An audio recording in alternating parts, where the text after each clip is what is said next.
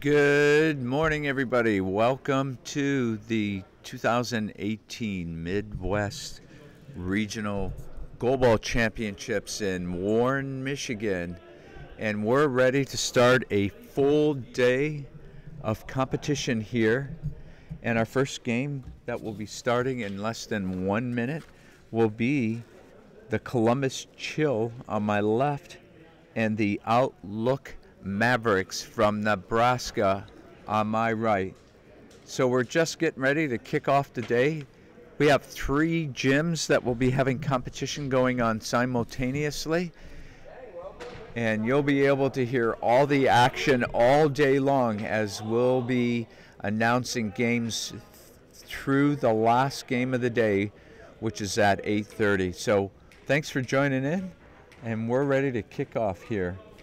Again, the Columbus Chill on my left and the Outlook Mavericks on my right. This game will be officiated by the official called Deep. He is from Sacramento.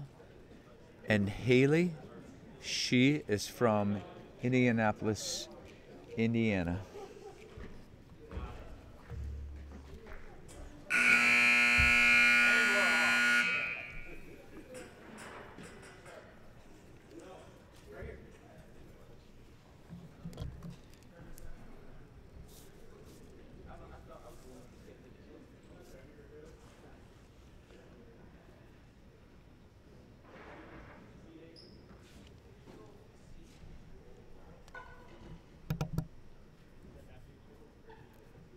Coach, who's number 1?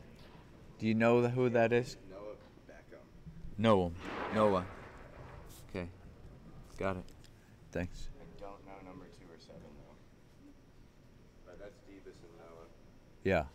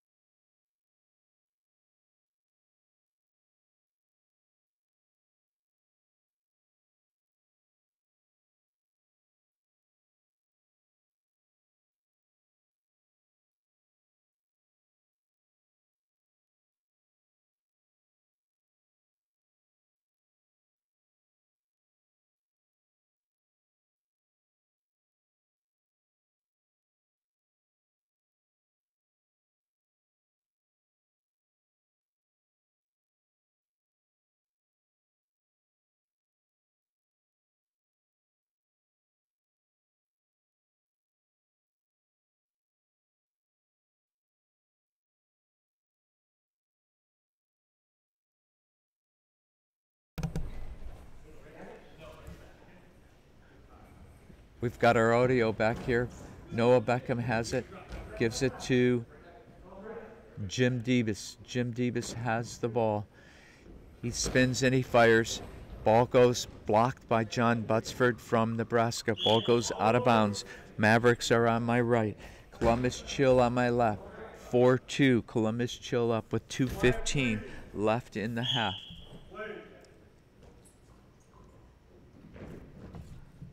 Jim Debus has the ball. He spins and he fires and it goes past the goal of Otis Rollins, past his hands and the left wing. And now the Columbus Chill take a commanding 5-2 lead just with over 2 minutes left in the half. Right wing takes it, fires it down into Beckham. Beckham has it, gives it, passes it to Jim Debus. He's taken the bulk of the throws. He fires across court. It's blocked. Otis Rollins scrambles, number 6, passes it back to the right wing. Right wing has it, Brian Grams from Omaha. Ball goes out of bounds, and with 1:44 left in the half, Columbus Chill with a 5-2 commanding lead. Jim Debus has the ball, number 8. He takes a straight shot, fires it in past Otis Rollins, who overcommits to the left, and the ball goes past him in the center 3-hole, and now it's a 6-2 game with 1:37 left in the half. Right wing has it, Brian Grams from Omaha, throws across court, blocked by Noah Beckham, but we're going to have a high ball here on number 2, Brian Grams. So with 1:31 left in the half, the Columbus Chill have a 6-2 lead and ready to widen the gap here. Jim Debus is going to take this penalty shot. He fires a past Grams in the 2-hole, and there's a goal to make it 7-2 on a commanding lead now for the Columbus Chill here in the first half of competition. We're at the Midwest Regional Goalball Tournament in Warren, Michigan. Brian Grams from Omaha fires it into the center. Noah Beckham's been solid, number 1 for the Columbus Chill. Debus takes it, throws it cross court, goes out of bounds. Jim Debus taking the bulk of the throws here for the Columbus Chill. The ball's passed in to number 3 for the outlook. Number 3 takes it, fires it into the center. Ball bounces off his body, goes over and out of bounds. The ball will go back to the Outlook Mavericks. This is only their 3rd regional tournament they've ever competed in. Brian Grams from Omaha from the right corner fires it down into Jim Debus, hits his chest, and ball goes out of bounds. 1 minute and 8 seconds left in the half. Ball's passed in by the minor goalball official. Jim Debus has it all the way into the left corner. Number 8 spins and fires it and hits Brian Grams in the right corner. Ball goes to Otis Rollins, who then passes it to the left wing. Lots of time they're taking, but they got it in. And Noah Beckham defends the ball, hits his body, passes it back to Jim Debus, who wisely dumps it out of bounds. So the ball will go back to the Outlook Mavericks from Nebraska here. They're a National Industries for the Blind agency. Ball's thrown by the right wing. Ball hits Beckham, and the ball hits his body and goes out of bounds and ball over. Ball goes back to the Mavericks. Right wing has it. Brian Grams from Omaha, Nebraska takes it, fires it cross court. It hits the feet of the center, Noah Beckham. Noah Beckham controls it. He goes back to the center, mark to throw. He gets his feet set, throws a straight shot. Ball hits the right wing. Number 2 defends it, Brian Grams from Omaha, Nebraska. He takes it, he throws it cross court, and the ball hits the body of Billy Peterson. That's a good ball there to go cross court at Peterson, but it's defended. He throws it from his knees to hurry the ball, and it's blocked by Otis Rollins. Otis Rollins throws a high ball. He tried to force the ball because he thought he was out of time, and he threw it from his sitting position, and he dumped it out of bounds, and he got called for a high ball because he was too close to the team line. Debus takes the penalty, and he whips it past Otis Rollins in the 4 slot.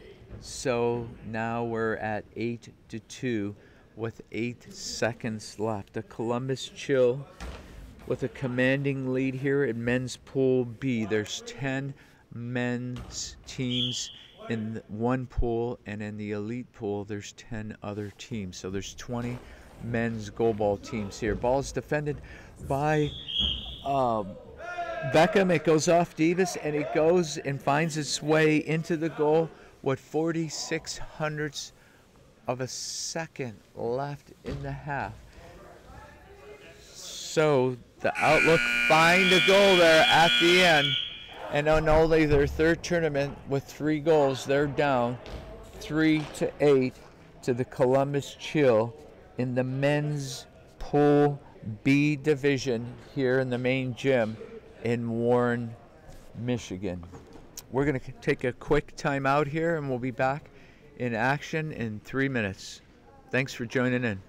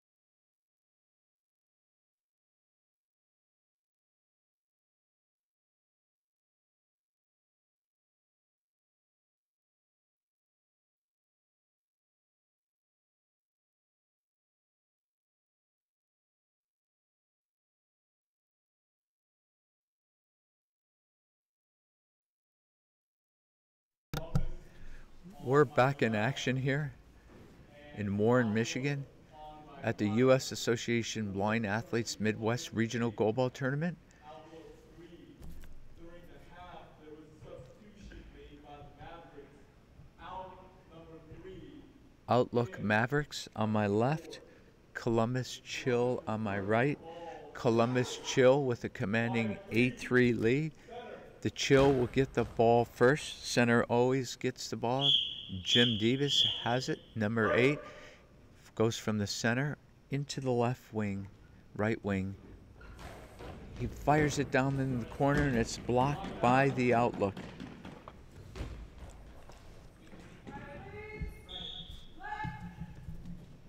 Outlook have the ball. Number 4, Jaime Gomez takes it, throws it into the center. Noah Beckham with the ball. He's been solid in the center for the Columbus Chill. Big bouncy ball by Jim Debus right in front of the penalty, and it got in the goal. So with 9:36 left in the game, the Columbus Chill 9 and the Outlook Mavericks 3. Otis Rollins takes it from center, whips it down the court into the left wing. Jim Davis has it. He controls the ball, goes back to the rail. He spins and he fires, number 8, and he fires it and it hits the post. Number 4 with it, Jaime Gomez, now playing in the left wing. He was in the center earlier in the game in the half. Jim Debus with the ball. He has it. He's been taking the bulk of the throws, and he throws it, and it goes over the center's hands, hits the center's hands and goes over the goal. So no goal with 9:03 left in the game.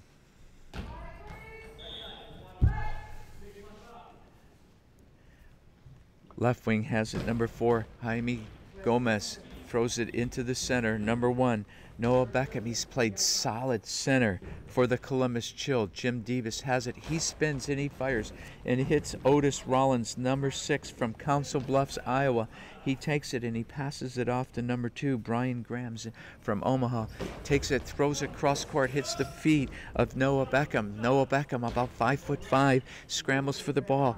He scurries and he gives it back to Jim Debus, who fires it into the center. Otis Rollins for the Outlook.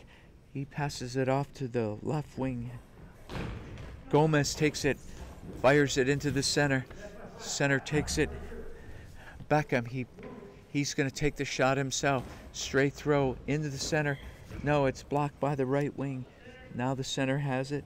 Otis Rollins, Council Bluff, Iowa. Takes it and he rolls across court. Ball goes out of bounds.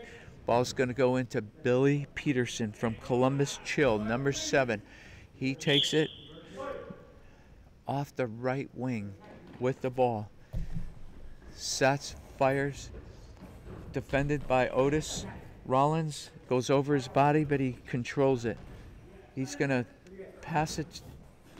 They better hurry. They better dump. Number 2 takes it, fires it down the court, and they're going to get called for a 10-second penalty. So with 7:41, Otis Rollins was holding on to the ball a little bit too long, the center for the Outlook. Only their 3rd tournament of the year ever, and so a little bit of a rookie mistake there, but they're working hard.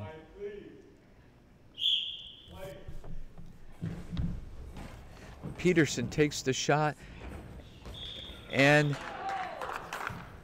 number 4, Jaime Gomez, goes the wrong way and guesses, and the penalty is taken advantage. And so now the Columbus Chill have a 7-goal lead, 10-3 here with 7:41. Brian Grams from Omaha fires it down into the left wing, and ball goes to the center. Number 1 fires it for the Columbus Chill into the center. Otis Rollins, he takes it himself on the throw, fires it down, hits Peterson's legs for the Chill. He takes it and goes through the legs on a shot like the Brazilians do, and the ball goes out of bounds with 7:15.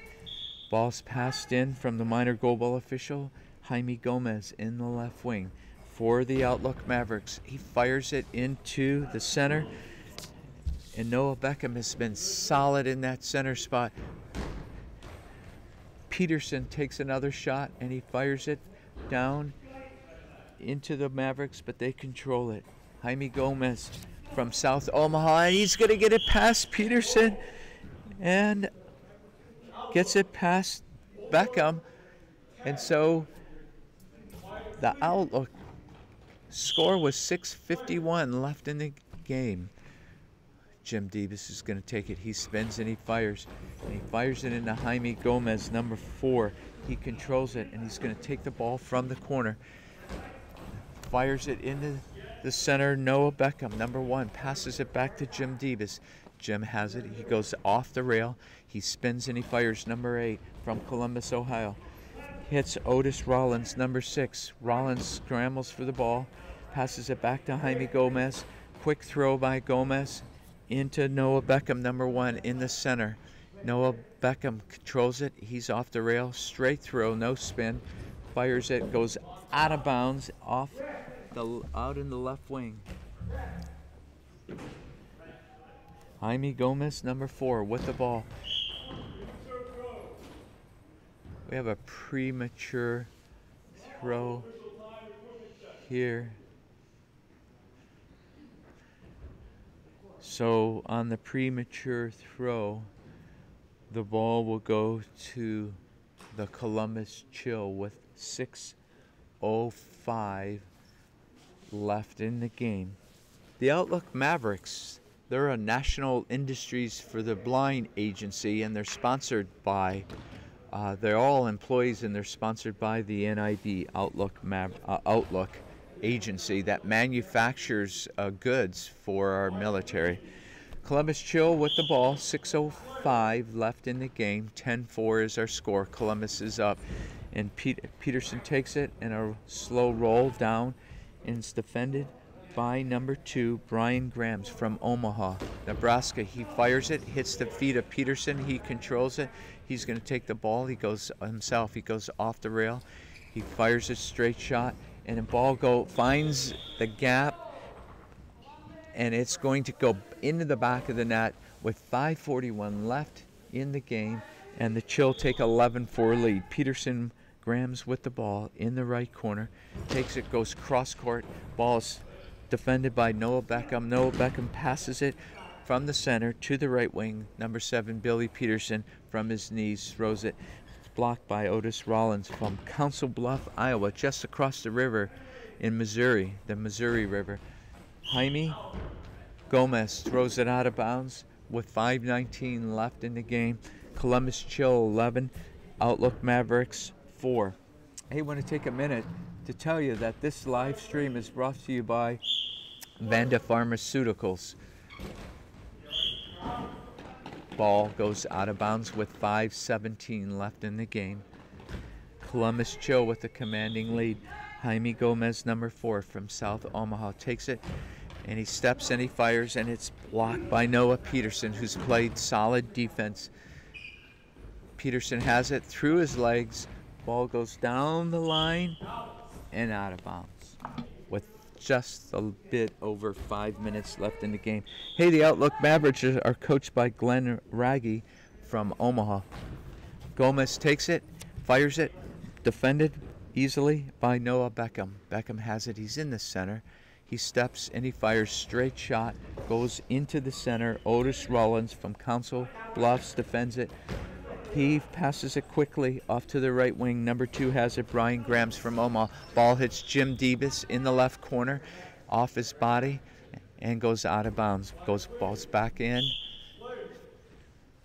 to Jim Debus from the corner. He spins and he fires cross court, and the ball finds the gap between the center and the right wing.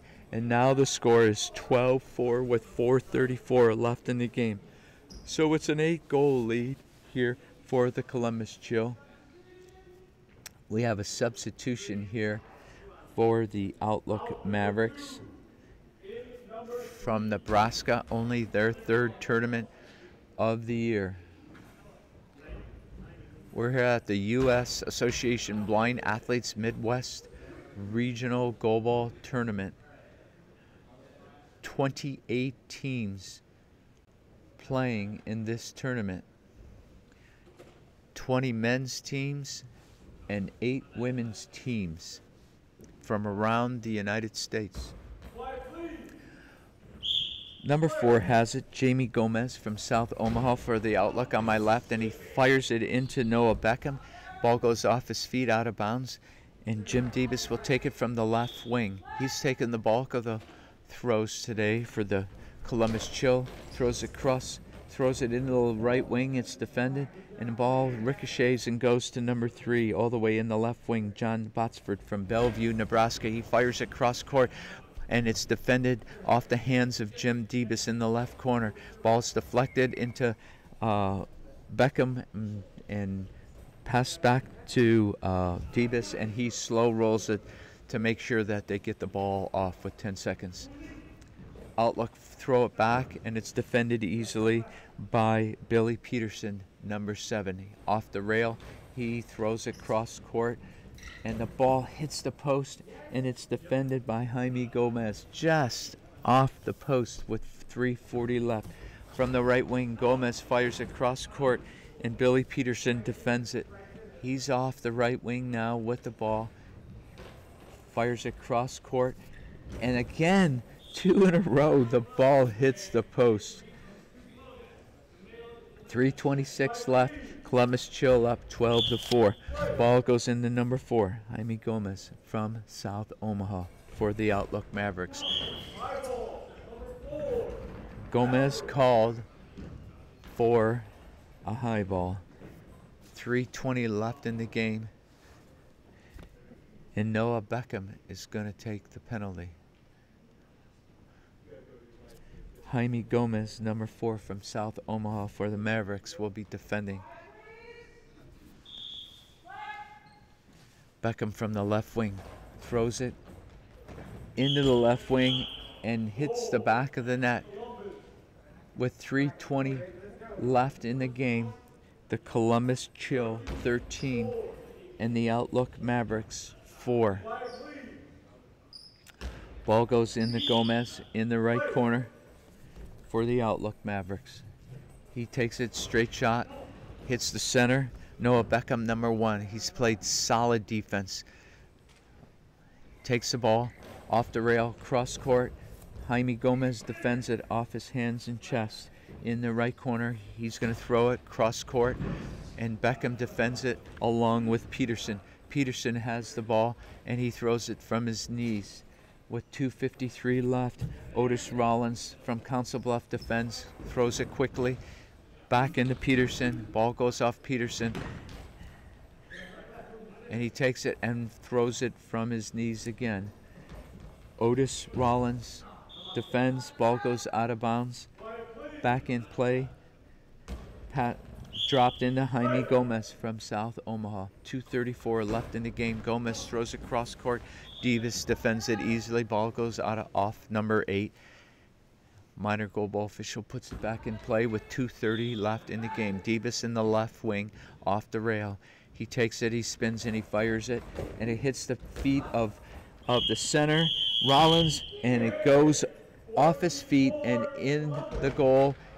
So with 2:33 left in the game, the 10-goal rule is in effect, and so the Columbus Chill will take this with 14 goals to the Outlook Mavericks 4 goals. So the game is over because of the 10-goal mercy rule. A great game by the Outlook Mavericks, only their 3rd tournament of the year.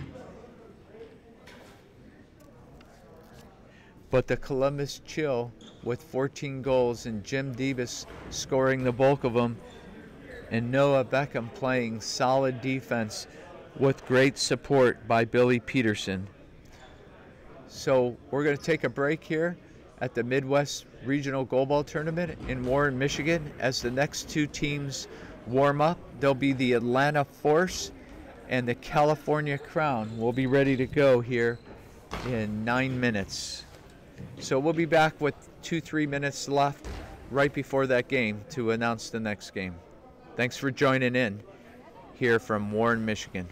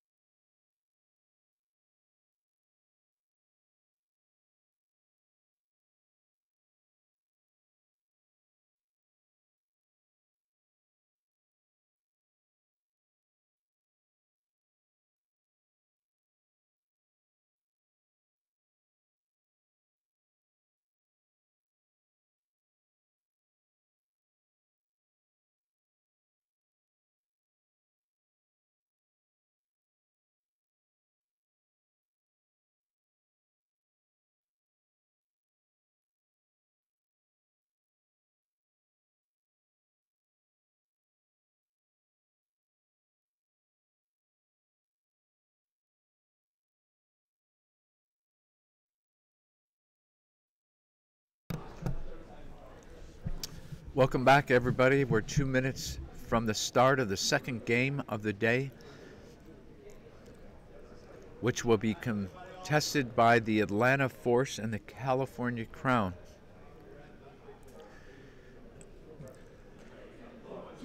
The Crown will be on our right, and Atlanta Force on my left.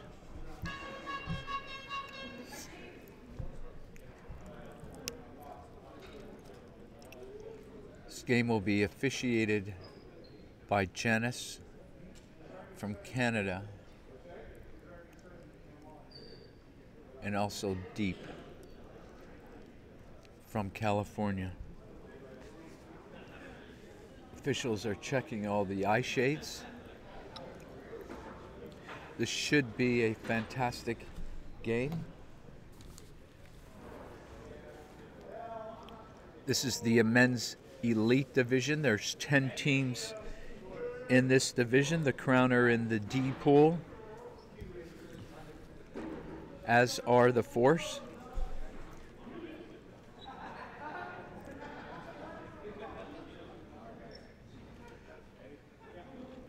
You're at the U.S. Association Blind Athletes Midwest Regional Goalball Tournament in Warren, Michigan.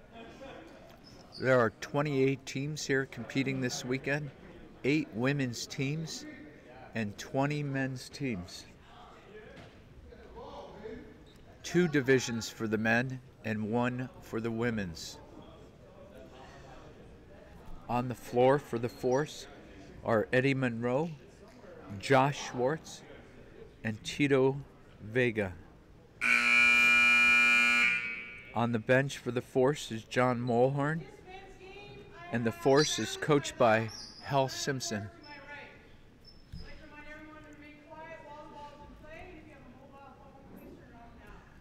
Crown has Walker, Hamilton, and Wellborn.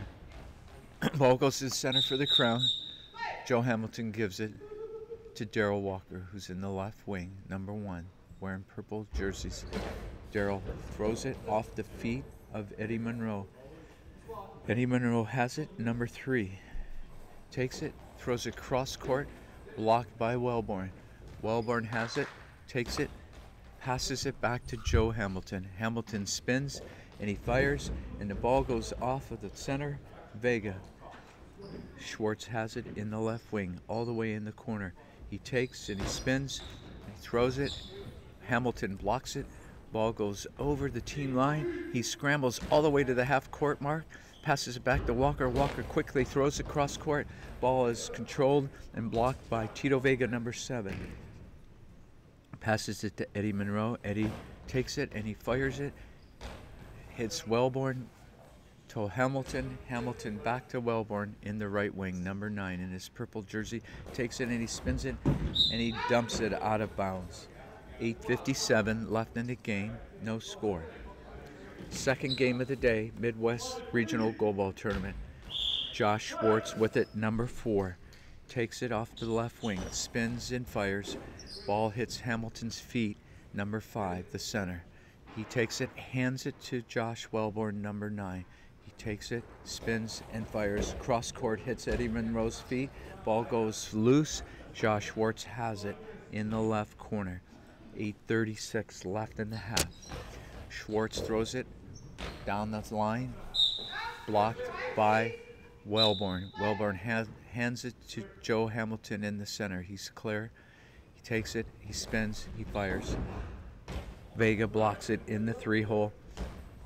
Passes it back to Eddie Monroe. Eddie spins from the right wing, throws it into the center, blocked by Hamilton. Hamilton takes the ball, hands it to Daryl Walker. Daryl Walker takes, spins, fires, blocked by the feet of Eddie Monroe. Eddie takes it, he looks for his mark, he fires cross court. Wellborn off his body, goes out of bounds. No score, 7:58 left in the half. Wellborn with it, he comes to the center. He goes all the way to the left. He's clear from Walker, fires it down off of Monroe's feet, and it's blocked out of bounds. 7:48 left in the half. Eddie Monroe, number 3, silver jersey, throws it cross court. Blocked in the center by Hamilton. Hamilton takes it, passes it back to the right wing. Darrell Walker now in the right wing. Number 1 fires it off the feet of Vega. Vega takes it, passes it back to Schwartz. Number 4 with the ball off the rail. Takes and spins and fires. Blocked in the 3-hole by Hamilton. No score. Hamilton with it. Takes and spins and fires it cross court. Hits the feet of Vega. Goes to Schwartz, number 4, 7-13 in the half. Schwartz takes it cross court. Hamilton in the 3-hole, blocks it, gives it to Wellborn in the left wing. Fires it off Vega, it's loose. Monroe controls it in the right wing. He's in the right wing. Timeout. John Mulhern from the bench, who's coaching, calls a timeout. 6:57 left in this first half, and there's no score.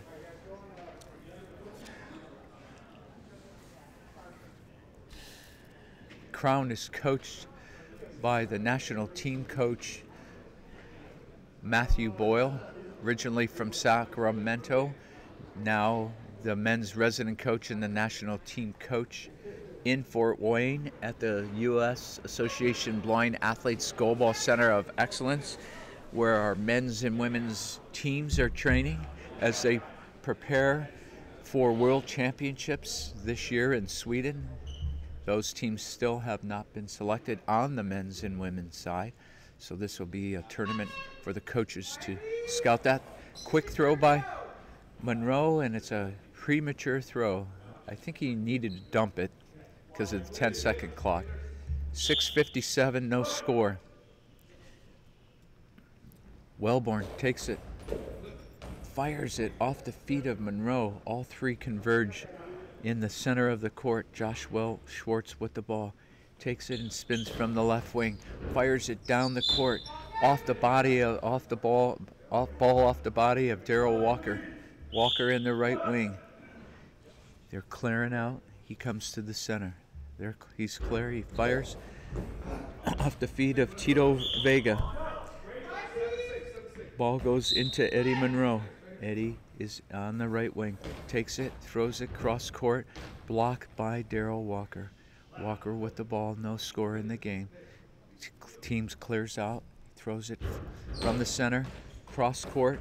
And the ball goes off at Eddie Monroe. His body was a little bit on an angle, and the ball goes out of bounds. So 6:19 left in the first half, and there's your first goal of the day, of the game. 1-0 Crown. Monroe fires it off the feet of Wellborn. Wellborn scrambles it from the left wing, passes it back to the center. Joe Hamilton, number 5, wearing purple jersey, purple and white. He spins and fires and dumps it out of bounds. 6:05, 1-0 Crown over the Force. Eddie Monroe with the ball, takes it, fires it cross court, and it's blocked by Josh Wellborn. Wellborn with ball with Darrell Walker. Darrell Walker spins and fires, and the ball hits Eddie Monroe's feet, but he controls it from the right wing. Hits the center, Joe Hamilton. Ball goes to number 9, Josh Wellborn. He clear for him. He throws from almost the center spot. Blocked by Tito Vega, playing some solid defense there in the center, number 7 from Jersey. Schwartz takes it and throws it. It goes out of bounds. 5:27, the Crown call a time out. Our next game will be the MWABA Eagles versus Nova Scotia at 9:40. But this game here has the Atlanta Force down by no goals to the Crown with 1 goal. So we have a great contested defensive game here with 5:27 left in the first half. Darrell Walker is now in the left wing. He has the ball, and he's going to probably go right off the whistle here. Let's see if he does that. No, he does not. Number 1 takes, spins, fires, hits Eddie Monroe's hands, and goes out. Great defense by Monroe. Eddie Monroe from Georgia. Atlanta, Georgia. He takes the ball, throws it into the center, blocked by Paralympic athlete, two-time Paralympian Joe Hamilton. Hamilton has it, spins, fires, and the ball goes between the gap of Schwartz and Vega, and that finds its way to the back of the net for a 2-goal lead. Schwartz with the ball, 5:09 left in the half. He spins and he fires down the line. Ball goes out of bounds. Lots of shifting going on by the Crown here. Josh Schwartz now with the ball. He clears. They're clear from the center. Fires it down in the corner, out of bounds. 4:57 left in the first half. The Crown with a 2-0 lead. Josh Schwartz with the ball from the left corner. He spins and he throws. Blocked by Hamilton.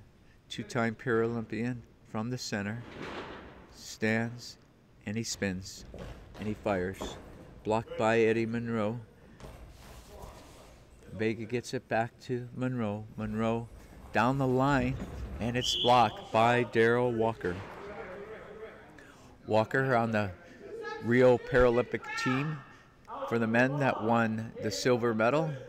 And we have a substitution here. Coach Boyle getting his young Jordan Main from Austin, Texas. The 19-year-old attends the University of Dallas, where 30,000 students attend, including the young Jordan Main, originally from Austin, Texas. He'll wear the number 6 on his jersey. He's subbing in for Joe Hamilton. So 4:34 left in the first half. Great defensive game with the Crown up 2-0.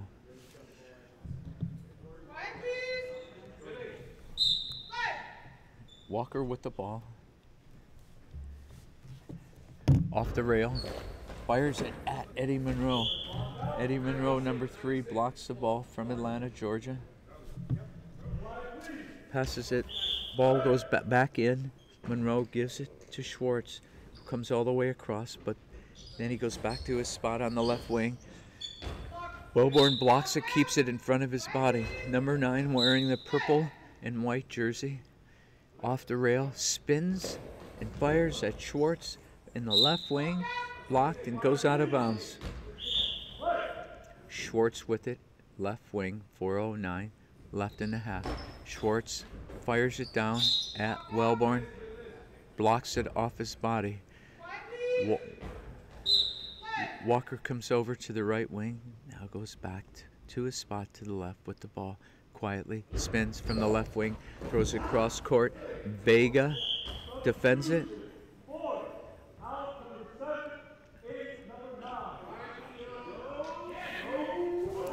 All right, Vega, number 7. Tito Vega coming out. And number 9, Big John Mulhorn coming in. John Mulhorn has been to numerous national championships for U.S. Association Blind Athletes. Also a Paralympian. Looks like Schwartz going to play center. And John Mulhorn from the left wing, he spins and he fires, goes cross court, and it's blocked by Darrell Walker, number 1. He's in the left corner. He takes it and he spins and he throws a bounce ball, and it hits Schwartz, now playing the center. Number 4 passes it to John Mulhorn. We're going to see some big guns here. Here it comes. Fires it in to Darrell Walker. He defends it. Blocked out of bounds. Walker wearing tape on his throwing hand, on his fingertips. Wellborn comes all the way over, goes back to his spot in the right wing, and he fires it at John Mulhorn. Mulhorn defends it, coached by Hal Simpson from Atlanta. Cross court, blocked by Darrell Walker, number 1. 3:18 left in the half. Paralympic athlete Darrell Walker, 2-time Paralympian, gives it to Darrell Walker has it from the center, fires it at Eddie Monroe. Eddie Monroe blocks it. Schwartz controls it back to Eddie Monroe. 3-0-3. Monroe fires it, blocked by Walker off his feet. Gives a little verbal that he blocked it. Number 1 takes it, spins, fires down the line at Eddie Monroe, and it goes over his body and goes into the back of the net for a goal. And now the Crown has a commanding 3-0 lead here. Let's see if the Force can come back here with a goal. Mulhorn with it. He takes it, he spins, he fires into the center. Jordan Main, the young 19-year-old from Austin, defends it. Number 6. Takes it, spins, lefty throws it at the center.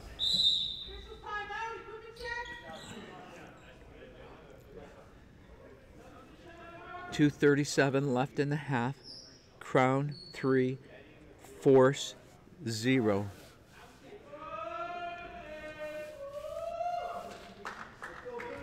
Want to give a big shout out because this live stream is brought to you by Vandus Pharmaceuticals, a trusted sponsor of USABA. Monroe fires it, it's blocked by Walker. Main has it, Jordan Main. He clears and goes to the right side. The lefty throws it cross court, it's blocked by Eddie Monroe. Monroe takes it, fires it back into the center. Number 6, Jordan Main. Main, the center, 19-year-old kid, gives it to Josh Wellborn. Wellborn spins and he fires, throws it cross court into the center. Josh Schwartz. Ball goes out of bounds with 2:08 left in the half. Ball goes into Eddie Monroe, throws it cross court, goes out of bounds.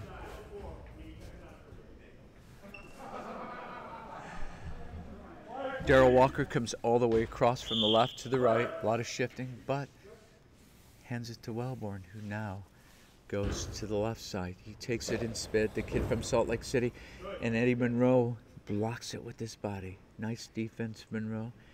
He takes it and he throws it into Main in the center, in the 3-hole. The lefty has it now. He's off the rail. He sets his feet, spins and fires. Goes past Schwartz, but defended by Eddie Monroe. Schwartz has it, number 4, from the center, spins and fires.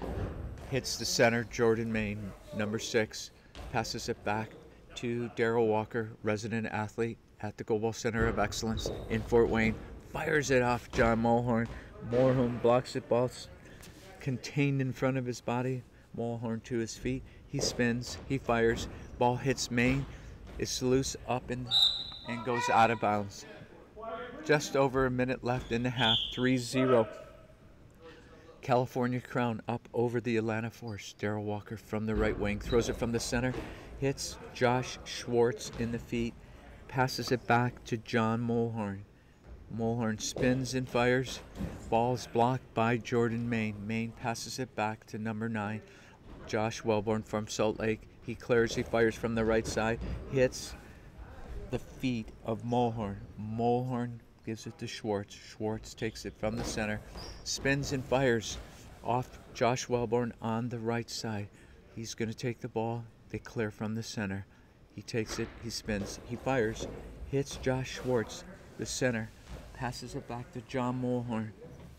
Mulhorn to his feet, spins from the left wing, fires it, hits the feet of Wellborn. He tries to kick it, and Main gets it and throws his body back into the goal post.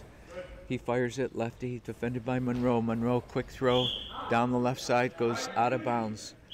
8 seconds left. We have a chance for 1 shot, maybe 2. Clears for Walker. Walker spins, he fires, and it finds the corner of the net past Eddie Monroe's reaching hands, and the ball goes into the back of the net, and now the Crown has a 4-0 lead over the Force.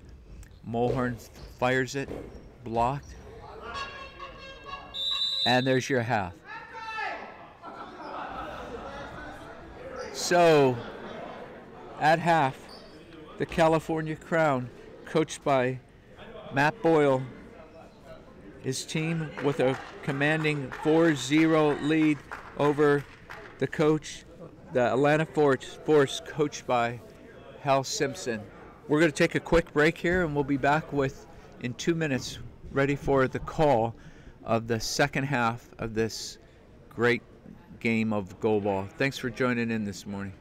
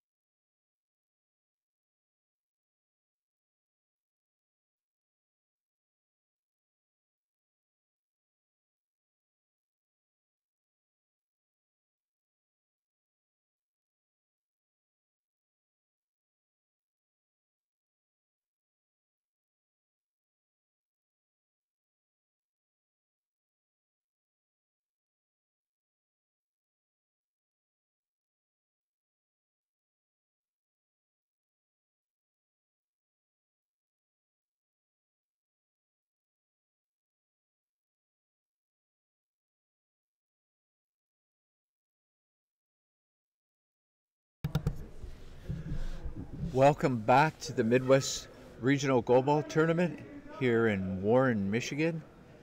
And we're ready to start the second half of the tournament, second game of the day in the main gym. We have the California Crown with a 4-0 lead over the Atlanta Force. Great game, good defense. We're about ready to go here. Thanks for joining in this morning. We're going to have the Atlanta Force on my right and the California Crown on my left. This is the men's elite division. There's 10 teams in this division and 10 teams in a men's other division and 8 women's teams competing. So 28 teams overall with 3 separate divisions going on in this tournament. We're ready to start the second half of this competition. We're in Warren, Michigan here.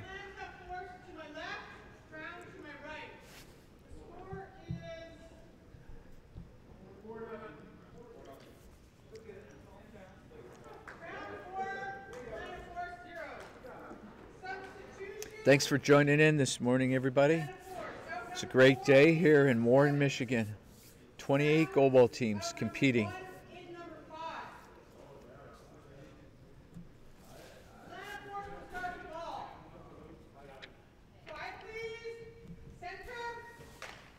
Ball goes into the center. John Mulhorn, number 9, from center. Spins and fires. Hits Wellborn. Wellborn from Salt Lake City. Now Jordan Main, the lefty, with it. He takes it. He spins. He fires. Cross court. Ball hits Eddie Monroe. It's loose. Ball goes out of bounds. Monroe with it.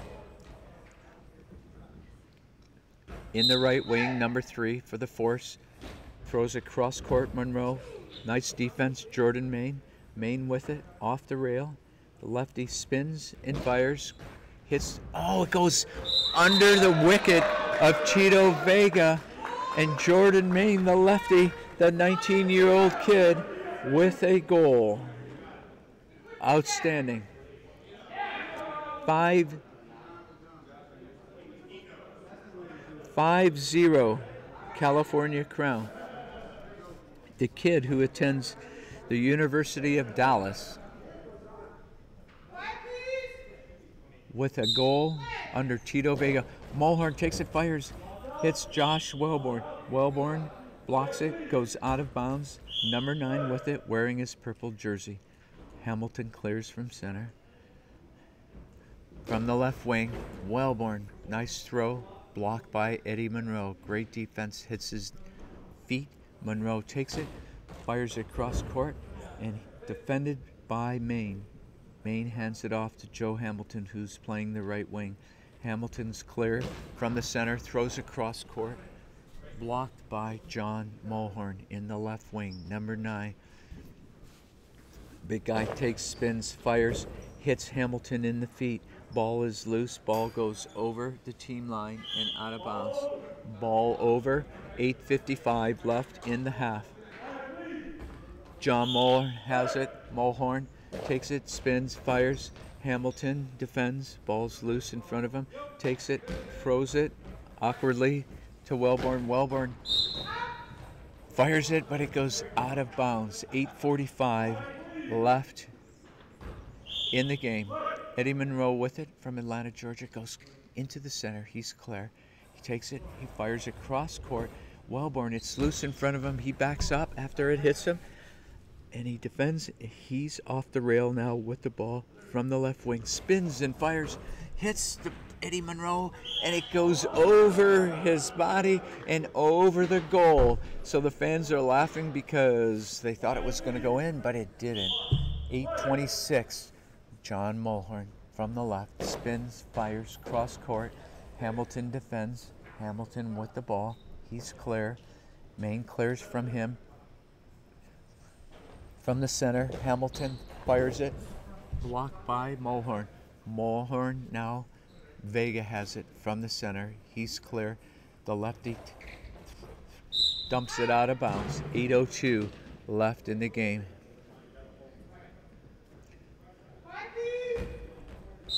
Josh Wellborn with it, the left wing. Team clears for him. He throws it almost from the center. Blocked by Vega. 5-0, Crown up over the force. Vega passes it after blocking it to Mulhorn, to his feet, fires it. Joe Hamilton, solid defense, controls it in front of his body. Number 5. Paralympic athlete, won the silver in Rio. Takes it, spins, fires off of Vega, off of Mulhorn. Equipment check.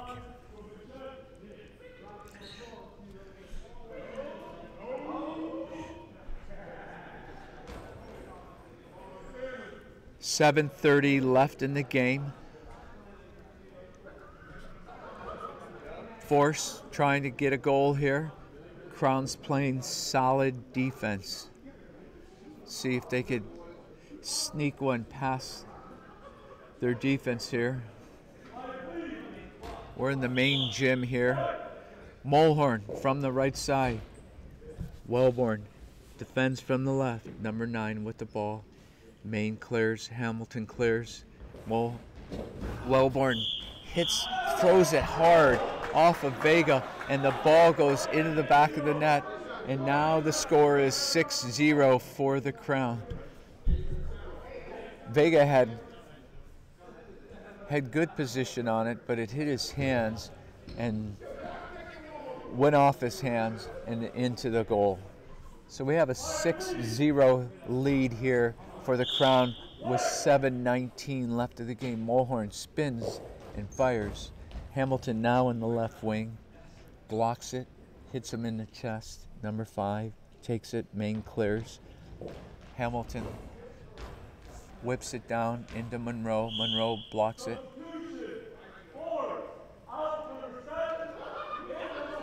Coach Al Simpson calls a substitution.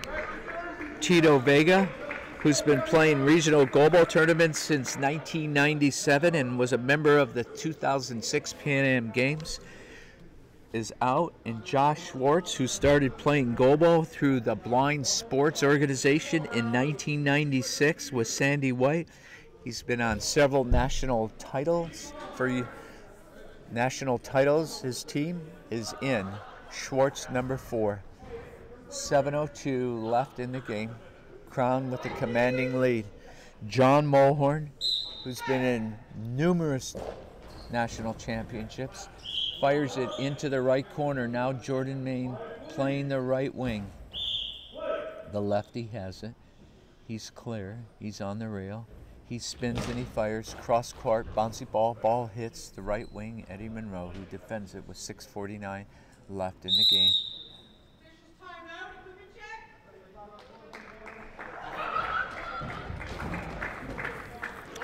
Great game going on here with the Crown with a commanding lead, 6-0 over the Atlanta Force.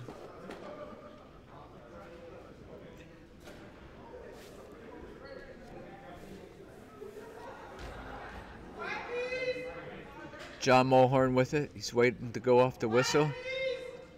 Was ready to time it. He spins. He fires. Wellborn with it. Defends it. Off the rail. Hamilton clears. He fires. Down at Eddie Monroe in the right wing. Schwartz finds it.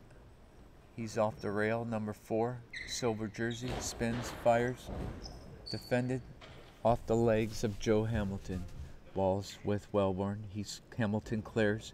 Wellborn fires it into the corner. Just missed the post by about a foot. 6:18 left in the match. Monroe, the Paralympic pentathlon from 96 games, throws across court. Main with it. The lefty fires. Goes into the 3-hole. Schwartz defends. Passes it to Mulhorn. He fires it off of Hamilton's feet in the center. Number 5, 2-time Paralympian Joe Hamilton. Spins, fires from the 3. Oh, and it goes past Schwartz and Monroe in the gap. In the 2 gap for a goal. 7-0, the Crown. Schwartz with it, spins, fires. Hamilton in the 3, defends. Passes it back to Jordan Main. 19-year-old kid from Austin, Texas, originally. Fires it into the left corner at John Mulhorn. Wellborn with it from the left wing. Fires it into Mulhorn. And Mulhorn defends it.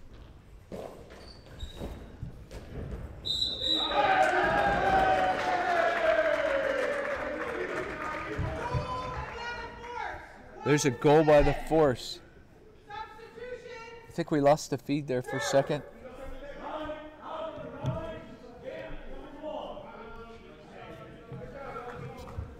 Welcome back. I think we lost the feed there. We had a goal there by the Force, and the Force is now on the board. So 7-1 Crown over the Force with just over 5 minutes left in this game. We have a substitution. Darrell Walker is now re-entering the game, and he's a member of the national goalball team, Paralympic athlete, trying to qualify for the World Championship team. Hamilton with it from the center. Takes it, fires it into the right corner. Monroe playing great defense. Takes it, number 3, spins, fires. Jordan Main blocked in his chest. Clear by Hamilton. The lefty spins from the center, throws it cross court. Ball goes out of bounds. 4:47. Coach Boyle chirping out instructions to his team. Mulhorn takes it from the left side. Hits Jordan Main. Ball is loose. Ball's going to go over and back to the Atlanta Force. So they'll get another shot here. Ball ricocheted off of Jordan Main and went over. Monroe with it, passes it to Monroe to Mulhorn, and Mulhorn dumps it out of bounds with 4:32 left in the game. Crown's looking mighty focused right now. Darrell Walker with the ball, wearing number 1. He goes off the post, fires, and finds the back corner of the net with 4:25 remaining in the game. Walker had taken 3-4 steps off the corner and then angled it into the left corner of the Force. So that was a great shot by Darrell Walker. 8-1 Crown.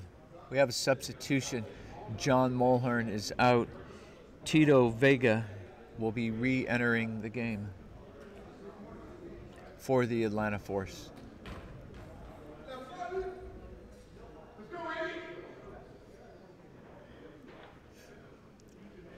(8-1) is your score. 4:25 left in the game. Thanks for all listening in this morning. Eddie Monroe, Paralympic athlete in track and field, takes it, fires it. Jordan Main now playing the left wing, hits his feet, he scrambles for the ball, passes it back to Joe Hamilton. Joe Hamilton pushes it, throws it out of bounds. 4:13 left in the game. Vega playing the left wing from the corner, off the rail. The lefty throws it cross court. Oh, just missed the post. Maine played some good defense there on that cross angle shot. Walker goes all the way to the other side, comes back to his post and throws it from the right side, and it's blocked. Schwartz with it, Josh Schwartz. Number 4 spins and fires, blocked by Darrell Walker. Walker with it, originally from Jacksonville, Florida. He takes 3-4 steps off his corner, throws it in the center, ball goes over Schwartz to the left wing, Vega. Vega controls it, he's in the corner. The lefty throws it cross court into Maine. Jordan Maine, the young 19-year-old, defends. Hamilton clears. Maine in the center. Fires it off the feet of Josh Schwartz. Josh with it scrambles to the ball to the team line. Passes it back to Eddie Monroe. 3:20 left in the game. Monroe fires it to Joe Hamilton. Joe Hamilton takes his time to his feet from the center of the court. Spins, fires. Good ball, and it goes over Vega for a goal, and now we're up 9 for the Crown and 1 for the Force with 3:09 left in the game. Eddie Monroe with it in the right corner. He takes it, he spins, he fires. Maine, good defense. Right under side of his body. From the left wing, takes, spins, fires. Throws it out of bounds. Monroe with it, right wing. Paralympic athlete in track, fires it down at Jordan Maine. Maine playing solid defense. Passes it, hands it to Hamilton. Hamilton takes, spins and fires. Ball is blocked by Schwartz. We have a substitution. So Coach Al Simpson calls for a substitution. In will be John Mulhorn. And out will be Paralympic track and field athlete who loves Goalball, Eddie Monroe.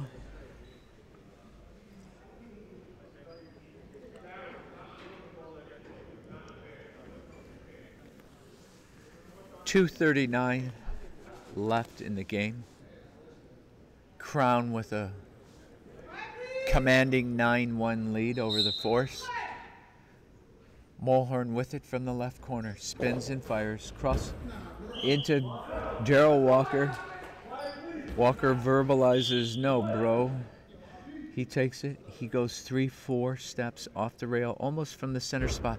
Spins and fires at John Mulhorn. Mulhorn defends. Ball goes to Schwartz. Schwartz takes it, spins and fires. Hamilton defends. We have a timeout by the California Crown with 2:16 left in this match. The Crown from California with a commanding 9-1 lead over the Atlanta Force. Thanks for joining in, everybody, and if you care to say something and text something over the feed and let me know and let us know how the airwaves are going here and how the announcing is going. As a matter of fact, I'm only the interim PA announcer for these games. We are looking for the voice of USABA to call goalball tournaments. So if you're interested, contact me, Mark Lucas, or Coach Matt Boyle, or Coach Jake Chakowski, our high-performance goalball coaches, if you're interested. And goalball officials, we're interested in finding Jordan Maine with the ball. 2:12, lefty spins, bouncy ball. And Maine gets it past Josh Schwartz for his second goal of the game. The kid from Austin, Texas finds the back of the net. Mulhorn with it, fires it into Maine. Maine defends it. Ball goes into Hamilton. Hamilton with the ball. He takes it. He spins. He fires. Defended by Schwartz. Schwartz gets it. Passes it back to John Mulhorn. Mulhorn to his feet. Fires it down into Hamilton. Ball goes up and over Hamilton's feet and over Walker.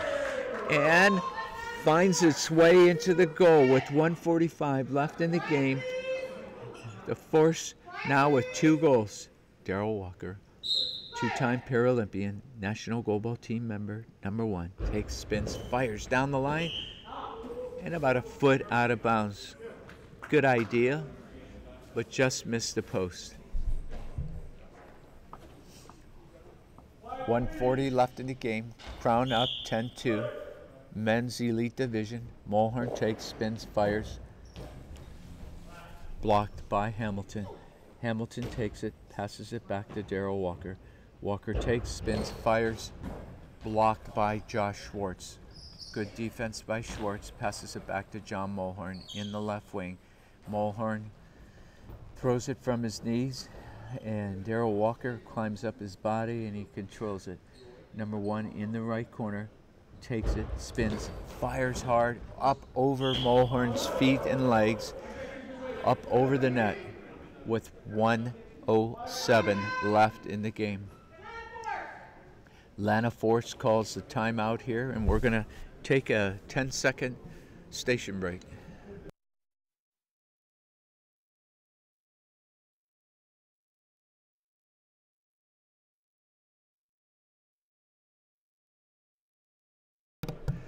Thanks everybody for joining in this morning to the USABA Goalball Midwest Regional Goalball Tournament from Warren, Michigan.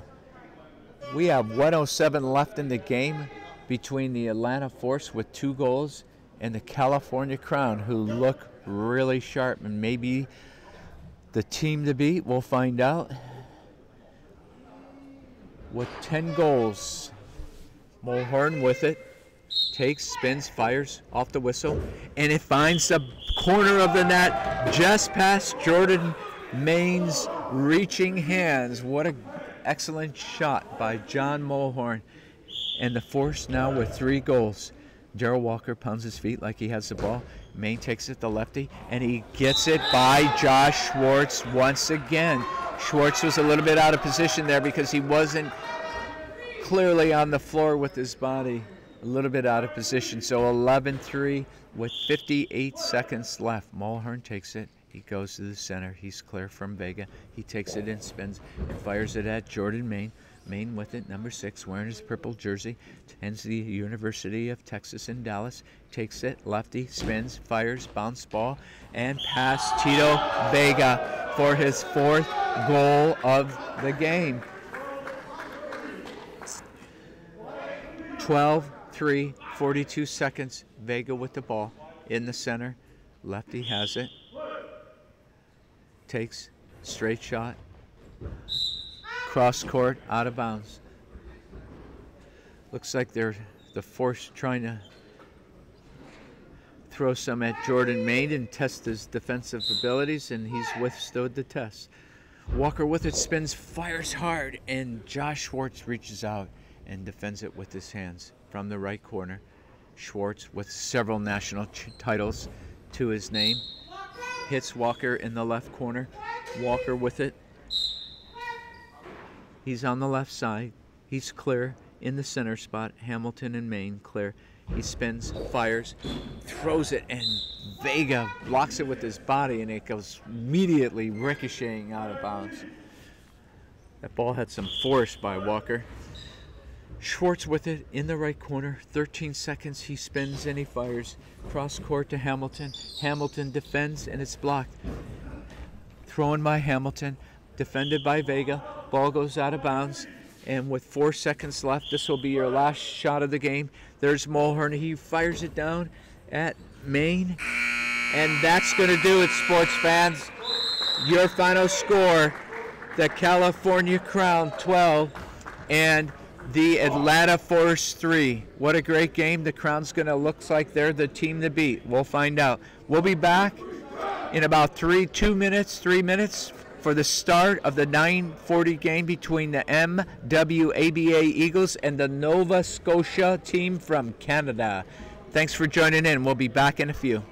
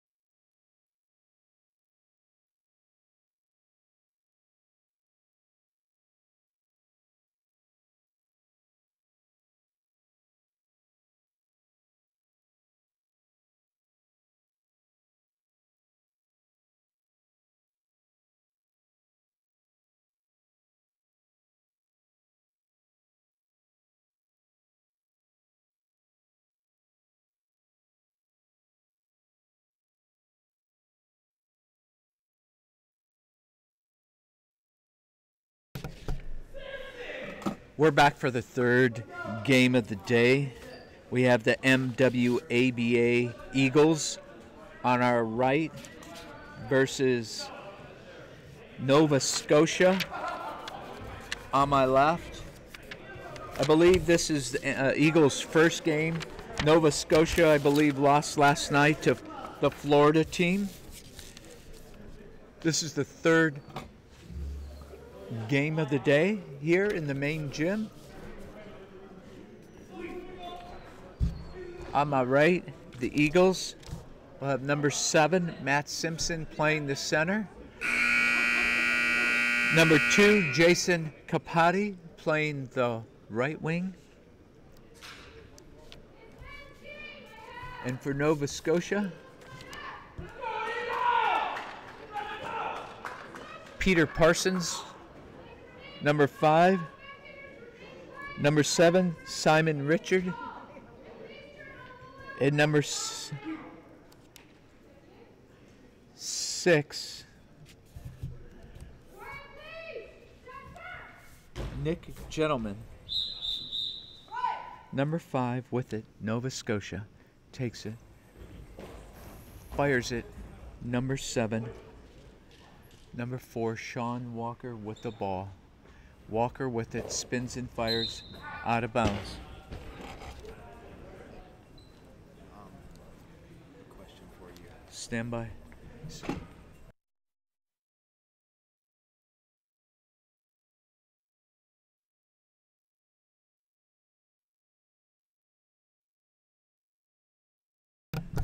Sorry about that. We missed the audio there. Number 7 with it, Matt Simpson takes it, spins, fires. And Nova Scotia defends. Number 7 with it, takes it, spins, fires. Nice ball. Simpson, quick throw. Back at Nova Scotia. Defended. 9:19 left in the game. No score. Jordan Main has joined me after his 4-goal game. He'll be doing some color with me here. Simpson defends the ball. The Eagles wearing their red, white, and blue. Capati throws it, hits the center. Nova Scotia with it. Number 5 in the center. He's clear. Fires it back into the right corner at number 2, Jason Capati. Ball goes out of bounds. Simpson's asking for it. He's got it. He takes it. He spins. He fires. Ball hits Nova Scotia center's feet. 8:47 left in the game. In the half. Nice bounce ball. Capati defends. Ball goes out of bounds. Jordan Main, nice game. Thank you. Yeah. Good team effort. Yeah, it was great. We did a good rotation and just got everybody in. Everybody got a piece of it, and Yeah. it was a good game. And we're gonna keep it going. Yeah. 8:34, Nova Scotia with the ball off the left wing. Fires it. Simpson defends. He's in the center. Number 7, Matt Simpson, now attending the University of Virginia. Big bouncy ball. Ball hits the defender. Left wing with it. Number 6. He's all the way in the corner. He takes, he spins, he fires. Ball goes into Capati and Simpson. Capati takes it from the right wing. Simpson clears. Capati steps. Goes off the center's wing and finds its way into the right corner of the goal. Nice ball there. 1-0 with 8 minutes left in this first half. Yeah, it looked like Nova Scotia didn't catch that one cleanly, and just ricocheted off and rolled in. Simpson with the ball from the center. Takes, spins, fires. Nova Scotia center defends. Number 7, about 5'6", slender kid, passes it back to the left wing. Left wing, Capati and Simpson defend it both. Capati with it off the rail, 2 feet off the corner, steps, bounces, goes into the left wing. Quick throw, back down at Capati. He defends. Quick throw, back and forth, and now it's slowed down by going out of bounds with 7:22 left in the first half. Great defense so far in this game. Looks like it's going to be a defensive game. Left wing with the ball, fires it down into the left wing. Number 4, Sean Walker. Walker with it. He's clear from the center spot. Throws it cross court. Goes into the center. Center with it, passes it to the right wing for Nova Scotia. He takes straight shot, throws it into Simpson. Simpson quick throw, back at the wing and goes out of bounds. Sean Walker here. I played with him last year in the Youth World Championships, and his last tournament was actually in Nova Scotia. So that he gets to play Nova Scotia first is a cool coincidence. Excellent. Nova Scotia with it, bounces it, throws it out of bounds. How'd that team do in Nova Scotia? Oh, that team was me, Sean Walker, and Jaron Black, and we got second place to the other U.S. team we brought, which had Cody, Zach Bueller, and Brandon Sankor. Excellent. Excellent. With 6:40 left, Walker with it, number 4. He's going to go off his corner. He spins and he fires. Hits the right wing with it, 6:32. Nova Scotia with it, 1-0 for MWABA Eagles. The Eagles all converge in Simpson in the middle to defend. Simpson with it. He takes, he spins, he fires. Ball hits the left wing, the ball's loose, goes to the right wing. 6:13 left in the game.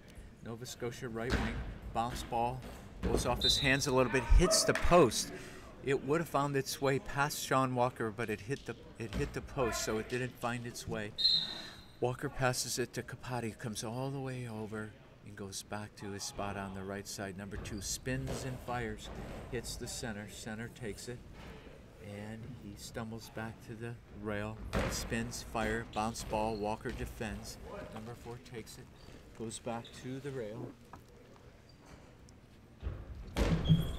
Big bounce ball.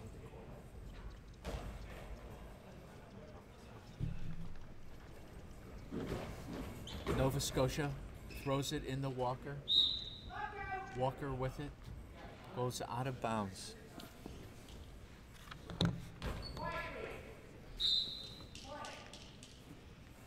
Capati with it off the right wing. Ball goes over the center and over the net, over Mason Smith for Nova Scotia. We're going to take a quick timeout here, a quick equipment check. Stand by and we'll be right back. All right. The account name. Yeah, this is it. Can you stream two feeds on one account? That's cool. I don't know. It's all in the box. All in the box. I didn't see it in there. The HDMI cord that hooks up to the computer. I have a cord for this computer that I need. Yeah, I don't see it in here. Everything, I'm either using it or it's in there.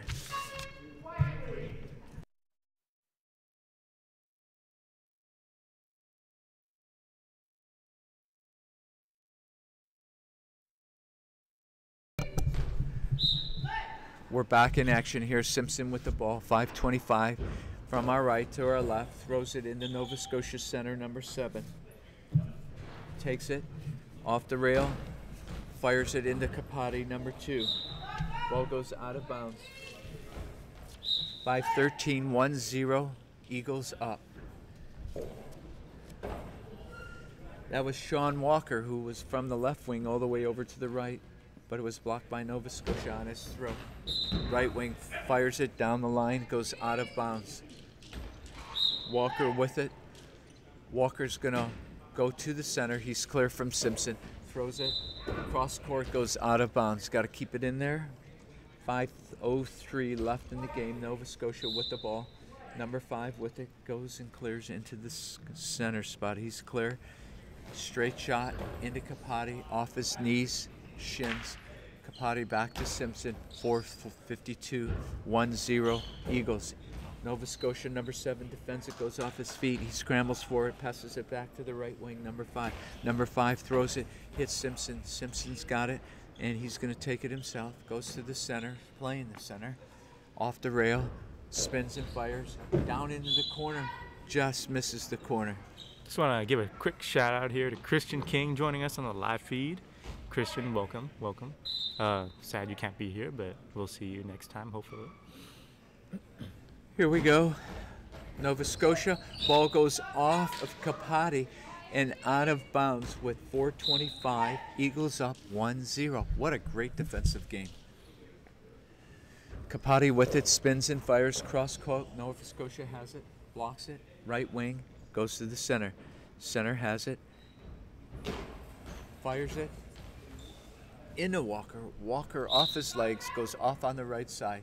Kapati has it. It looks like Simpson's going to take it, and it stumbles off his hands. He fires it into the center. Center has it for Nova Scotia, passes it off to the left wing. Left wing with the ball. 4 minutes left in the half.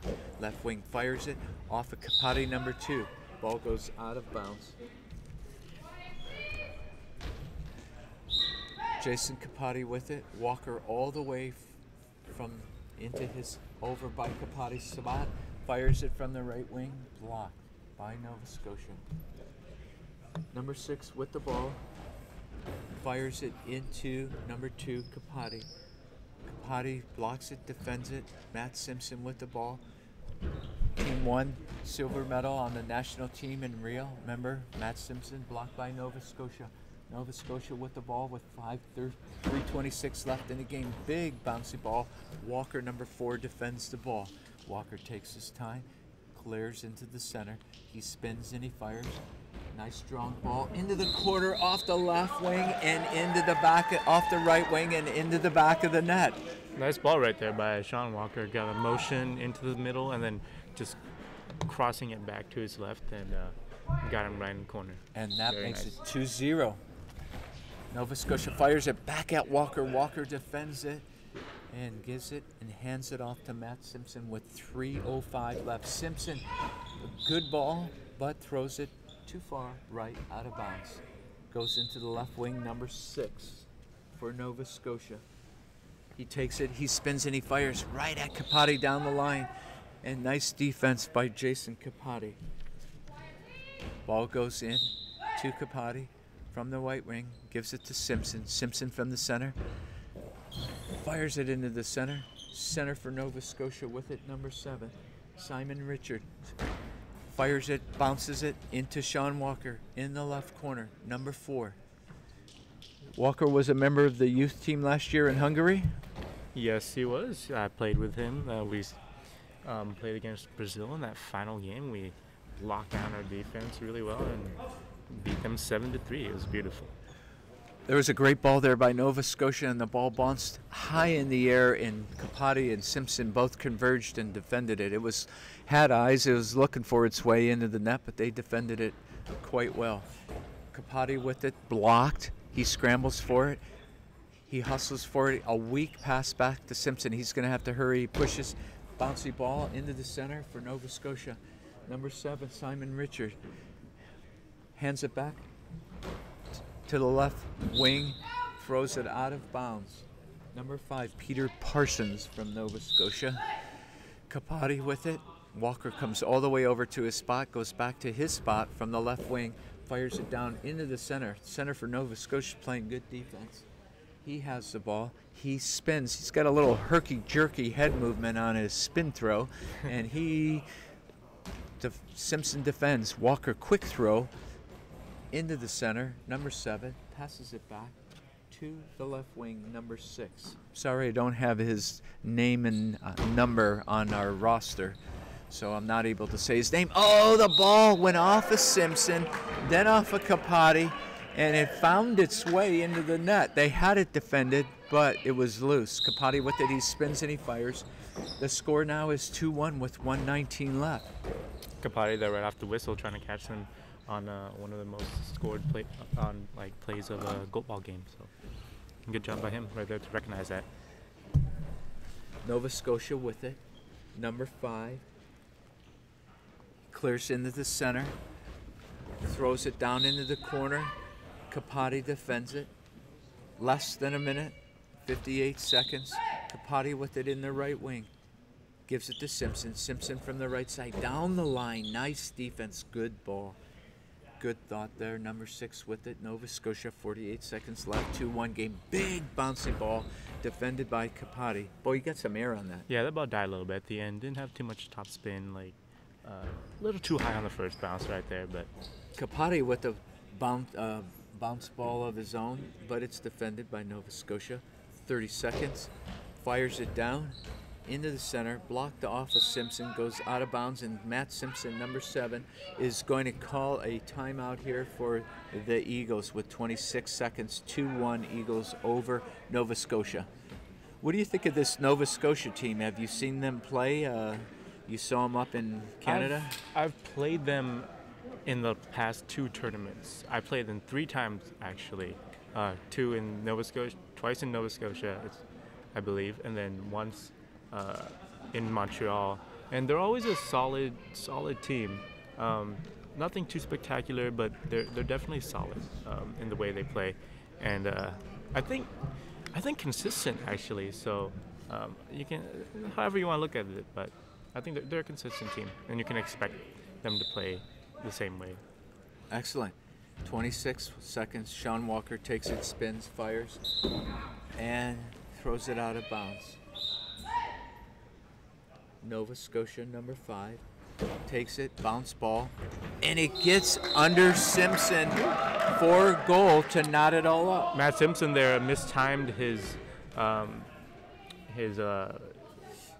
block, and the ball just went the wrong way. Either that, or I'm not sure where it went in, but when the ball bounces like that, the primary defender goes high, secondary defender goes low, and maybe he didn't make the right move and didn't have backup. I'm not sure. Yeah, it looked like it got under him. He timed it just a less than a second. He was a less than a second late on timing that one.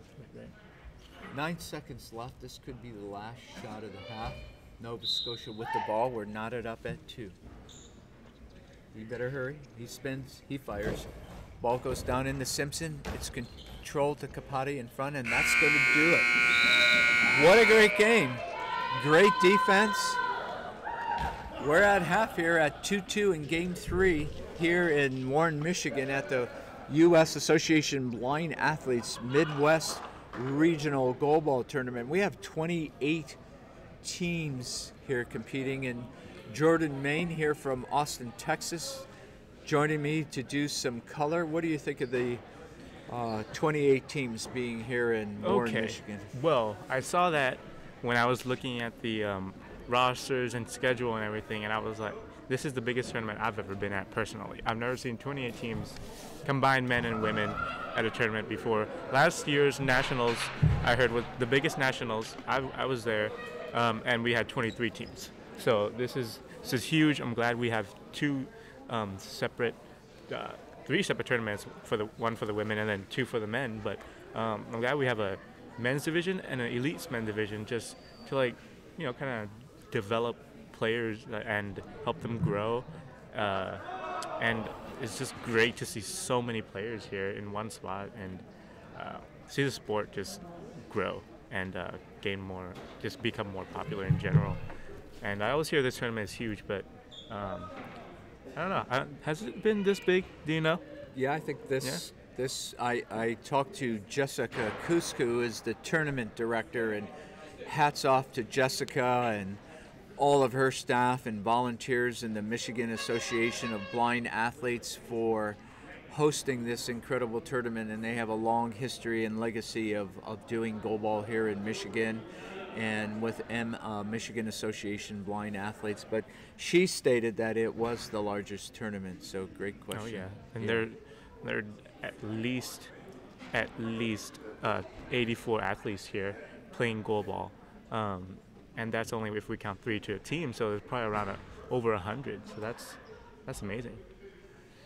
So we're 2-2 here, halftime. Nova Scotia team. There's 2 Canadian teams here for this tournament, and the MWABA Eagles. Is that Maryland team? I believe so, yeah. Maryland, D.C., something. Maryland, D.C., something right. Around there. Yeah, I actually Virginia. was up in D.C. a couple of years ago and attended one of their practices. It was kind of cool. Yeah, Matt Simpson was a kind of new pickup for them, kind of give them some boost here in their ranking and how they play and the strength of their team. He's just moving there, going to law school, and they picked him up, and here he is, Yeah, holding down the team. Yeah, his team, national team in 2016 Rio Paralympic Games, huge silver medal. Matt Simpson was a huge part of that team. All right, we're back in action here.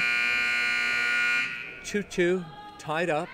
You're with Jordan Main, attends the University of Texas at Dallas, originally from Austin. Just played with the Crown on a huge win. He's joined me to do some color. Mark Lucas here, Executive Director of the U.S. Association of Blind Athletes. And we're honored and pleased to be calling the second half of this game between Nova Scotia and the Eagles. Matt Simpson, big throw into the center for Nova Scotia on our right. Passes it to the right wing, number 5. He almost falls over throwing that ball. The ball is loose, and Kapati wisely dumps it out of bounds. Number 2. Ball hit his body, and it just kind of trickled, and he lost the handle of it and didn't know where it was. Yeah, good to not take the risk on that one. Just dump it out, unless you got to the ball quicker and just make the motion right away. With a little, if you hesitate a little bit, that was a good move. Yeah, I agree. Nova Scotia with it. The left wing spins and fires right down into the corner, just missed the post, and Kapati was cheating and playing towards that post, so it was great defense. Simpson with it, he's clear all the way from the left side. He spins and he finds the middle of the net in the 3-hole. What a great shot by Matt Simpson to take a 3-2 lead. Nova Scotia with it, their center. Goes off of Walker playing the center now. Kapati from the right wing takes it, hits the center of Nova Scotia into their left wing. I think Walker here at center for the Eagles gives Simpson a little, and there we go, has a goal. But I think it gives Simpson a little more room to breathe and just to play offense and just pound Nova Scotia. I think Simpson is their best offensive player for sure, and it's good to free him up a little bit. Yeah, and that ball went off Walker's feet. He was just a little bit out of position, just a hair, and it found its way into the net. And Simpson with the big ball, and it goes flying over the net with 8:57 left in the game. Right wing takes it, and it hits Walker's feet and finds its way into the goal. I think he's a little rusty here, Sean Walker, and playing center and just a little bit off, but we'll see if he can straighten himself out. Well, Simpson's now back in the center, but they move a lot, so we'll see how that works out. But Simpson's back into the center. Center for Nova Scotia takes it and fires it into Simpson. Ball ricochets. Simpson scammers for it. Walker with it. Big ball hits Nova Scotia center. Passes it to the left wing. He has it, number 6. He spins and he fires, and Matt Simpson controls it and blocks it in front of him and controls it. And now he moves into the left wing, Walker into the center. Simpson down the line, good thought, but misses by about a foot. Nova Scotia with it, comes into the center from the left wing. He's clear, straight ball. Oh, and it finds the net between Walker and Kapati. What would you call that there, the 2-hole? Oh, is it the gap nearest to us here between Walker and Kapati? I don't know. I would say that would go in about 3-4 in the way we do our system 1 through 9. Imagining the court 1 through 9, yeah. Yeah, imagine the court 9 meters wide, each section being 1 meter. Gotcha. So we'll say about 3 here. That was Walker back at center right there? Yeah, Walker was back at center. All right. We have a substitution, I believe, ready to come in. Feels like DC's breaking a little bit on defense here. See if they can get it back under control and get the game back in their hands. They looked like they had it, and then they just let in 1, 2, 3. And now Nova Scotia is up. So number 3 is going to come in for the Eagles, and that will be Justin Chan. And out will be number 2, Jason Kapati, with 8:08 left in the game. Score is 5-3. Nova Scotia has the lead now? Nova Scotia has the lead. Yeah. What's the score? It should be 6-4, right? 5-3 is what's... 5-3? Yeah, 5-3 on the Alright. board. I was off by 1, so for both. All right, Simpson with the ball, 8:08. He's playing the right wing. He takes, he spins, he fires. Ball is blocked by the center of Nova Scotia. Number 7, Simon Richard. Simon Richard with it, with his herky-jerky head move spin. Fires it into Chan, number 3. He defends. Walker with it from the left side. Nice ball, goes into the center. Number 7 defends, passes it off to number 5, Peter Parsons of Nova Scotia. Ball goes out of bounds, too far right. Simpson comes all the way over, takes the ball, goes to the right wing, spins, fires, hits the center, deflects into the left wing, reaches for his arm for the post. Number 6 takes, spins, fires. Simpson with it. We have an equipment check here with 7:30 left in the game. Well, I think this first 3 games here started off pretty normal, like a normal tournament here for everybody playing, and timeouts and penalties. Last night was very, very sloppy, and it's a little painful to watch. But here it seems like everyone's in the swing of things, and I think everybody got some rest and Yeah, second ready for tournament of the year. Get the kinks out and get your bodies warmed up. Yep. 7:07, center for Nova Scotia defense. Goes into the right wing spins. Parsons, number 5, fires it into the left wing. Simpson blocks it with his hands, goes out of bounds. Less than 7 minutes in the game. 5-3. Simpson comes to the right wing, throws it into the center. Ball goes over this goal with 6:55. Good ball by Simpson. Right wing with the ball for Nova Scotia. Number 5, Peter Parsons. He comes off the rail, off the corner. He's clear. He's going to take a straight shot into Walker. Walker with good defense. Blocks it with his hands out of bounds. He's in the left wing. He's clear. Simpson pretends like he's throwing. And the ball got past the center. Right wing defends it, number 5, Parson. He takes, he fires. Ball goes kind of off his hands and out of bounds. With 6:33, Nova Scotia's up over the Eagles. Simpson with it, now playing the left wing. He spins and fires. Hits the right wing with his on his shins. Peter Parsons goes to the center, back to the right wing. He fires it down. And it goes off Simpson's hands and finds its way into the corner of the net. Sean, Christian says follow through. 6:20. 6-3, Nova Scotia. Walker with it, left wing. Fires it down the line. Out of bounds. Right wing with it. Parsons gives it the number.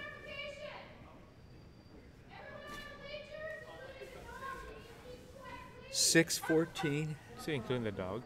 Six, said including the dog. 6:13 in the game, and the score is 6-3 Nova Scotia. Left wing with it, number 6, dark uniforms, dark blue. Ball goes off Simpson and out of bounds. Nova Scotia wearing these dark blue jerseys with a white field and a crest on their left shoulder. Simpson goes to the left side, fires it down. Good ball, blocked by the right wing. 6:03 left in the game, and Nova Scotia, coached by Coach Linda McCrae Triff and Coach Elside Richard, call the timeout for Nova Scotia. All right, interesting to see how this game pans out. See if anybody loosens up on defense and lets a couple in, or if it's going to be tight the whole way. Jordan Main, why do you love this game so much? Well, initially I just loved the idea of it, of playing a sport that you didn't have to see to play, that I had a chance to be really good at, and that I'm not limited in any way by my vision. That's the main reason why I got so much into it, and just playing it. I just love the idea. listening for the ball, diving out in front of it, just catching it. And I don't know. It's relatively simple, but it is extremely fun and feels very. I don't know the proper word for it, but it clicks from here. Excellent. Thanks for sharing that. In 5:48 left in the game, 6-3. Nova Scotia with it. The center takes it, throws it into Simpson, playing the left wing. Ball hits him and ricochets and goes out of bounds. 6-3. Nova Scotia with a commanding lead. Let's see if Eagles can get back in the game. Simpson with a nice hard ball, but it's defended off the right wing. He has it. He's straight shot. Walker defends from the right wing. He has it. He spins. He fires. Number 4 into the center. Center passes it to the left wing. Number 6. He spins. He fires. Big bouncy ball. Kind of died a little bit. Yeah, definitely. Good job being patient though, and not diving out too early for Eagles. Simpson with a nice ball hits the center. Center's going to take the shot. He spins. He fires. Sean Walker in the left wing. That last one, usually if you hear the ball in the air for that long, it's going to die. Except if you're playing Cody Carmichael, then you're going to die. Then you got to get high and just block that down. He throws a nice strong ball. Oh, definitely. Very, very bouncy. Bouncy ball there by the right wing for Nova Scotia. Simpson has it. He fires a high ball. Yeah, those are always tough. Those are tough. Can you tell by the sound if it was a high ball? Depends. Usually, yes. Sometimes it's much easier than other times, and sometimes it's just like, it's hard, 50-50. So like, sometimes they call it, sometimes they don't. Could you tell that was a high ball by the sound? I mean, I'm not sure. I probably wouldn't have called it, but I wasn't listening closely, and I don't think I'm close enough to really make a proper decision on that. All right, Simpson doesn't, Nova Scotia does not capitalize on the penalty shot, so we're 6-3, 4:35 left in the game. Sean Walker takes it, spins and fires, blocked by Nova Scotia. What were you going to say? The last one, a quick pitch like that and being that smooth, I think we call as if you're pushing the high ball line, they're going to call it. Yeah, so, right. Either way. 4:15, Simpson with it, takes it, spins from the left side, bouncy ball, finds its way past the center, past the left wing, and into the corner of the net with 4:11 left in the game. So no, Eagles are hanging tough. Yep, 1 point game. Number 6 takes it, Nova Scotia. Oh no, the ball went past over the center and it almost found its way, but they controlled it. I thought it was going to find its way into the net, but it didn't. And they did a nice job controlling it. With 4 minutes left in the game, center has it, or right wing comes in the center. Peter Parsons, Nova Scotia, straight shot. He's not a guy who spins it. And goes to Sean Walker. Sean Walker hands to Simpson, who comes into the right wing. He's going to spin. He fires it. Bouncy ball goes into the center. Center has the ball. Puts his hand on the rail. Sets his position. Fires it into Walker. Walker blocks it with his gut. Right in the middle of his gut. Simpson comes all the way over from the right wing to the left. He has it. Bounce ball. Hits the center. Probably need to stay away from the center on that shot, don't you think? Yeah, a little bit. I mean, I think he maybe across the face of the center would have been a good idea. But just straight, move it a little bit, get that angle proper, or angle right. Chan playing the center for Eagles, throws it down the court. It's defended. Number 5, Peter Parsons. He throws it off the rail, straight shot, and it's defended by Chan and Walker. Walker has it. He's going to take it himself. Number 4 spins, fires. Defended by the center. Center has it. Nova Scotia. Less than 3 minutes to play in this game. Big bounce ball. And it gets past Chan.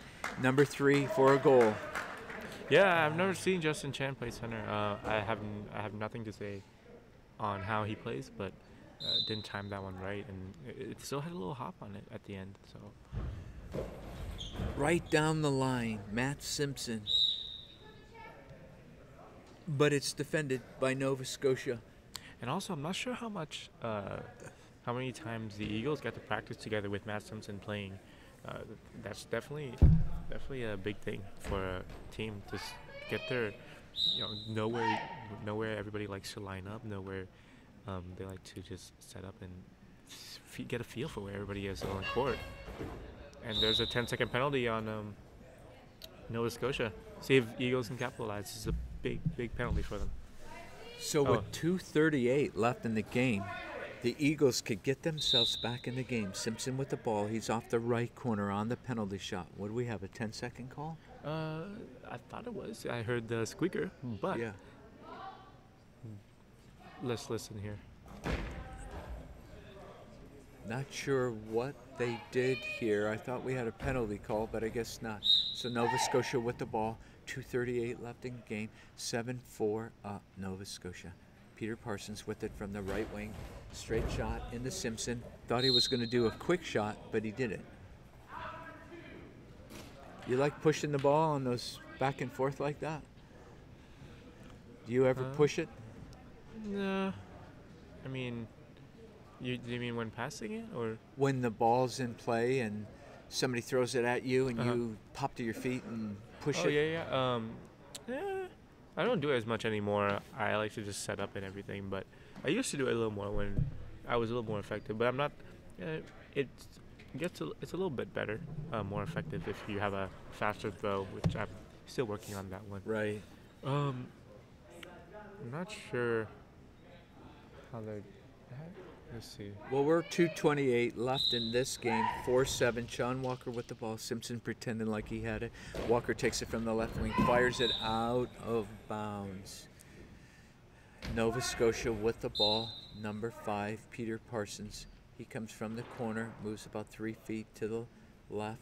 Straight shot. Guy throws it into Simpson.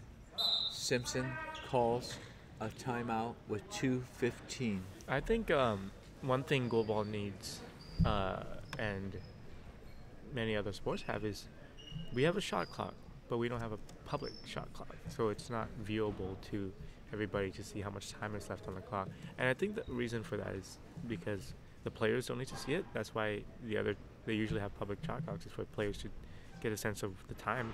But this would be good for just, I don't know, the viewers to see where the penalty clock is at, and it holds the shot clock timer accountable. So we're 2:15 remaining in the game. 4 for the Eagles, 7 for Nova Scotia. Simpson with the ball from the left wing.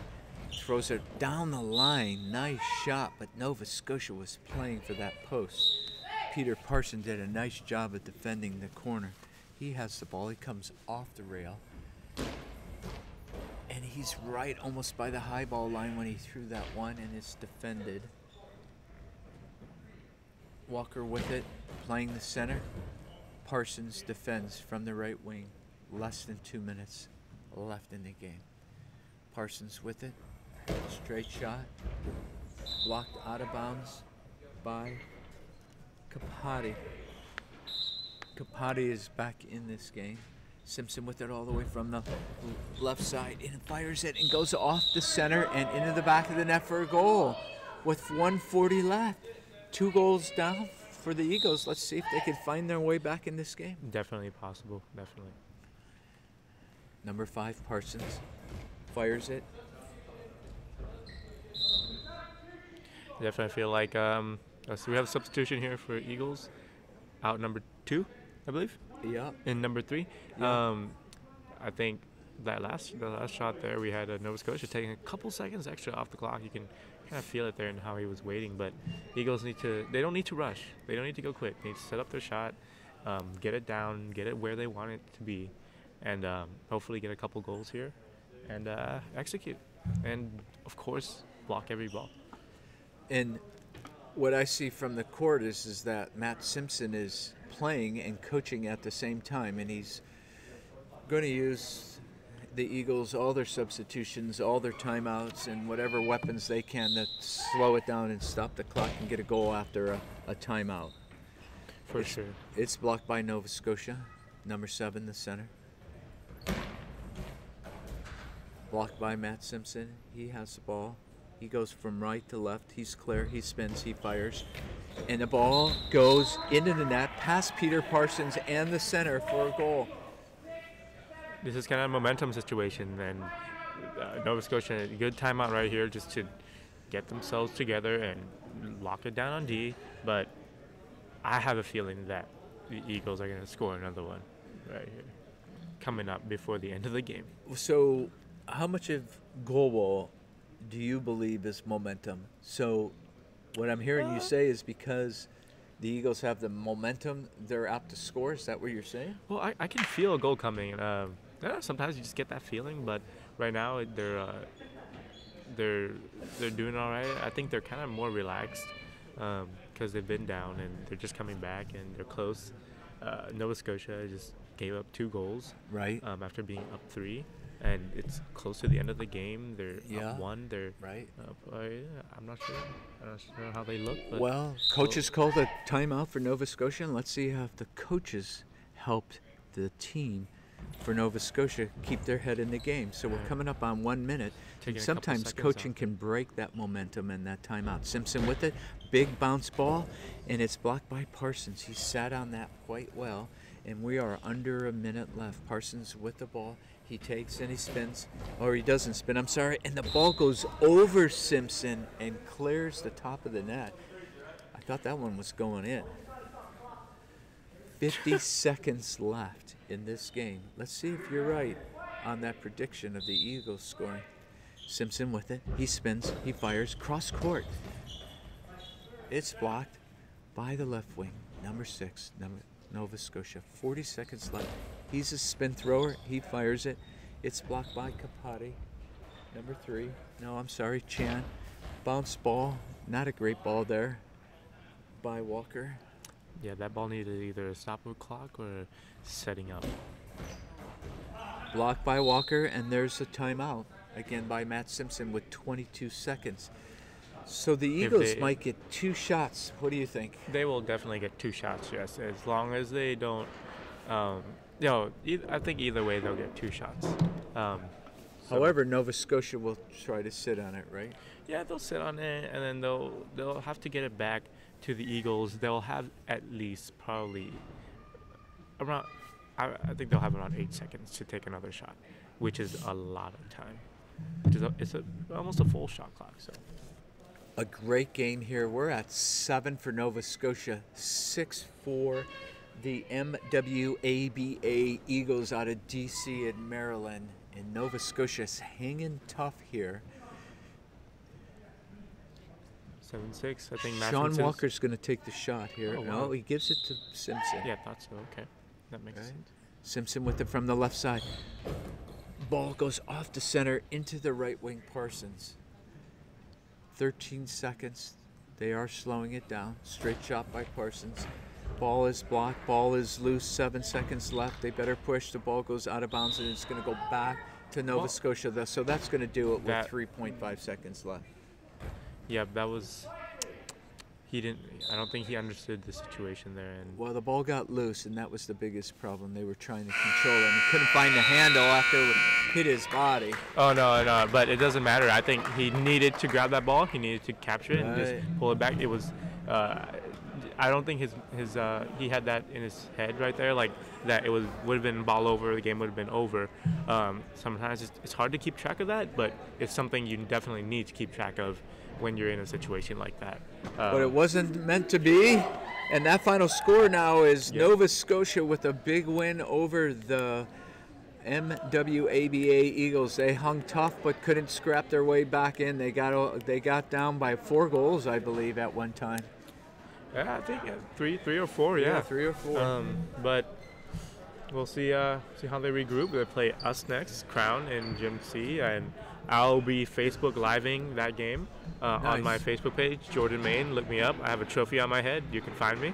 A trophy on your head. Yeah, definitely. Yeah, that's a good place to put a trophy. Yeah, USA number 3. So you can find me. It's definitely a Goalball picture on my Facebook page, and And who's Bill Main? Is that your father? Bill May is my father. All right. Is he one of your biggest fans? I believe so. Yeah. One of them. I have several big fans though, but Well, he piped in and said we were doing a great job. So kudos to you. Thanks for joining us, Jordan Main. And we're going to take a brief time out here. In between, the next game coming up is the New York Knights versus another Canadian team, next game should be in about 6 minutes actually. So yeah. the Quebec team. So Quebec. we're going to take a brief time Quebec. out, and we'll be back in with 1 minute or less to go into the next game. Thanks for joining us, y'all.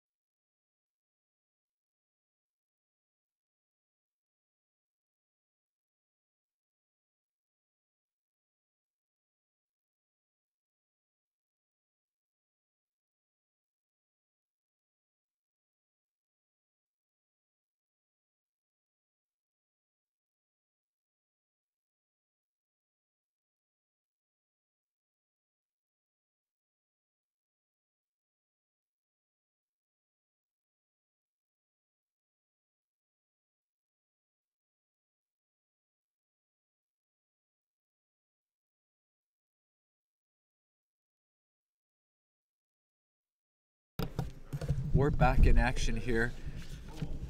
A little technical difficulty. We're with the New York Knights here. Number 5 has the ball for the New York Knights. They're down 1-3. Ball's blocked by number 3, Haché for Quebec.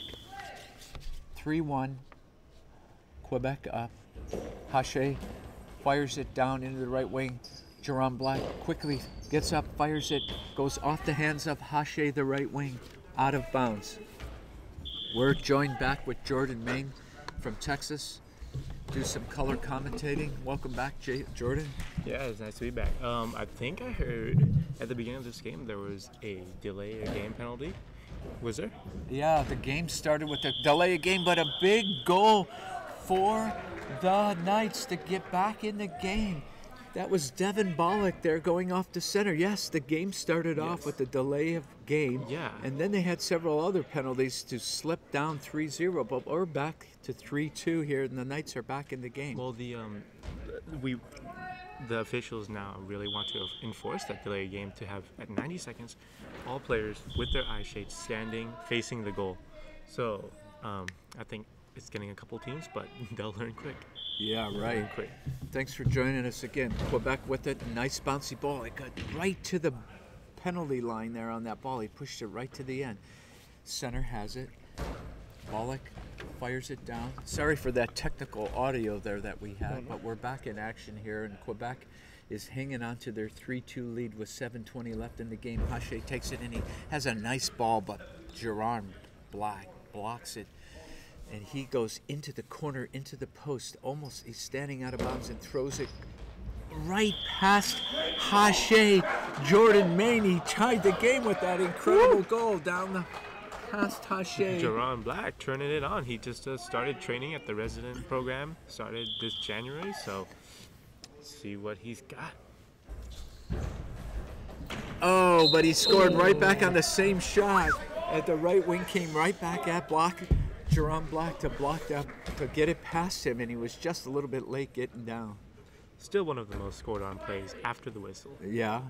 So tell me, how do you think Goalball helps a player like Jerome Black? He's trying to make the resident team. He's trying to make the national team. He puts his life on hold and goes and trains at the Goalball Center of Excellence in Fort Wayne, Indiana. How do you think that makes a difference for a player like Jerome Black? Well, I think it helps with discipline. Just going to the resident program, waking up every morning, training every morning, having a workout routine, having people to work out with.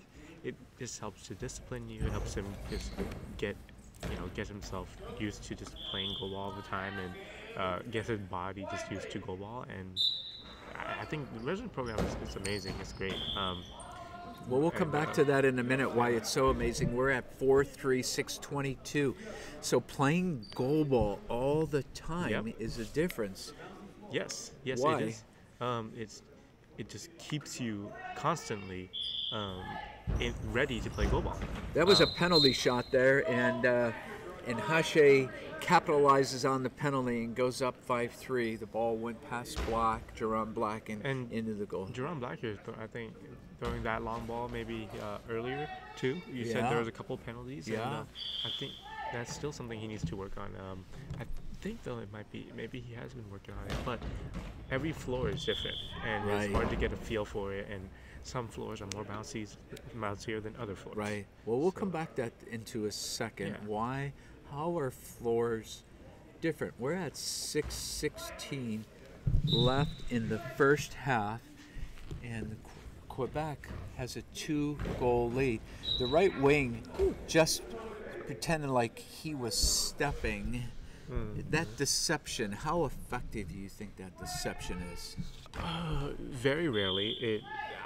I think it's there, but it's like one of those things that occasionally is effective, and that's when it works. But it doesn't always work. Lamar Brown had a nice big bouncy ball, and then Quebec comes back and throws one right back at Lamar Brown, and and both were good bouncy balls, but each did a nice job on defending. Lamar Brown, number 4 from New York, takes it and tries to bounce it and slips a little bit off his hand and goes out of bounds. So with 5:54, the Knights find themselves down to the Canadian team, 3-5. Hache with it from the left side, throws it at Brown, ball goes out of bounds. So the floors are all different.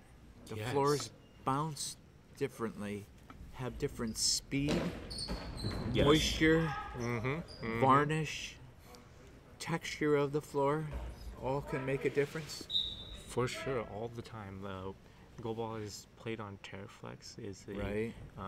how they play it nationally at international tournaments. A and everything. synthetic floor, Terraflex floor. Yes, Yeah. but mostly it's played on gym floors, and Right. sometimes, like in this case, in the other gym, we have a cafeteria floor. So Right, right, it's, right. it's always So it's tough. more tile. Yes. Yeah, so the ball travels differently on different floors. Yes. You like playing on the Terraflex floor better because it's faster? Terraflex just feels more consistent and more predictable. That is so, because I'm kind of used to it a little bit playing in Fort Wayne, and Right. it's nice to just be able to just get a feel for the standard, Right. and how the floor should be and how the ball would be. But it's always interesting coming to Right. these tournaments. Sure. Some floors, like in Montreal, was very dead, and here Oh, really? this one's kind of bouncy. Yeah. 5 minutes, just over 5. Hache with it for Quebec. Spins, fires, cross court, out of bounds. 5-3, Quebec. Knights hanging in there after their slow start. They're settling down. Lamar Brown, big bouncy ball. Controlled by the center, goes to number 2, Bourgeois Goudet. Goudet, big bouncy ball. He just in front of the line. Brown just missed the goal there. It went over the center and it was finding its way into the corner, but it went out of bounds. Good ball. Goudet with it, fires cross court at Lamar Brown, goes off his fingertips and out of bounds. Ball goes into the other gym, so we'll have a little bit of a time here, but yeah, to play goalball every day or 5 or 6 days a week in a team sport that really requires teamwork. Yep, and coordination and just knowing where your players are, knowing the people you're playing with, knowing how they like to move. It's Right. big. Like, Ball's loose on the floor. They better push it. They're going to get called for a 10-second. I can't. Oh, never mind. My bad. He didn't say play. Blocked by Gerard Black. Training full-time at the Goalball Center of Excellence in Fort Wayne. Goes into the corner deep. Fires it down into Hache, into the right wing. It's blocked. Ball goes out of bounds. So we're at a timeout here with 4:14 left in the first half, with the New York Knights finding themselves trying to scrap back into this game. One goal would do that, but they are finding themselves down 5-3 in this game. So what about you? I mean, do you have any desire to train at the Goalball Center of Excellence? You've trained there for a camp or what? I've been to camp, my first camp, and hopefully first of many, and then I've been there for a couple weeks last summer to train for the Youth World Championships. Right. But Youth Worlds, you went to Hungary. Yes, went to Hungary. We did really great. We got first place Nice. for USA. Congratulations. It was amazing. Yeah, I bet. And yeah, that was the longest time I trained at in Turnstone. But I really like it, and I don't know. I'm hoping looking at the cycles, but the only time I'm really free is summertime, and not sure there is one that would fit me. But Well, I know your dad, Bill Main, is listening, your greatest fan, as you attend the University of Texas, so I'm sure he would prefer for him to be utilizing his investment with you right now right. Well, in school. The ball is loose there, and a quick time out here, but as we catch up on the game, 4 minutes left, under 4 minutes in the half, and the ball is a nice ball by Hache in the Gerard block, but he blocks it. He's holding his hand. I wonder if he hurt his hand, but maybe not. He has the ball. He comes off the corner. He's going to take it and spin and fire, and he gets called for a high ball, a long ball. It was right there on the long ball. So those who are listening, could you explain what a long ball is in 30 seconds or less? Yeah, if you don't know, a long ball is you throw the ball, you hit the ground before the high ball, and the ball has to hit the ground before the other high ball on the other end, which it didn't do in that case. Gotcha.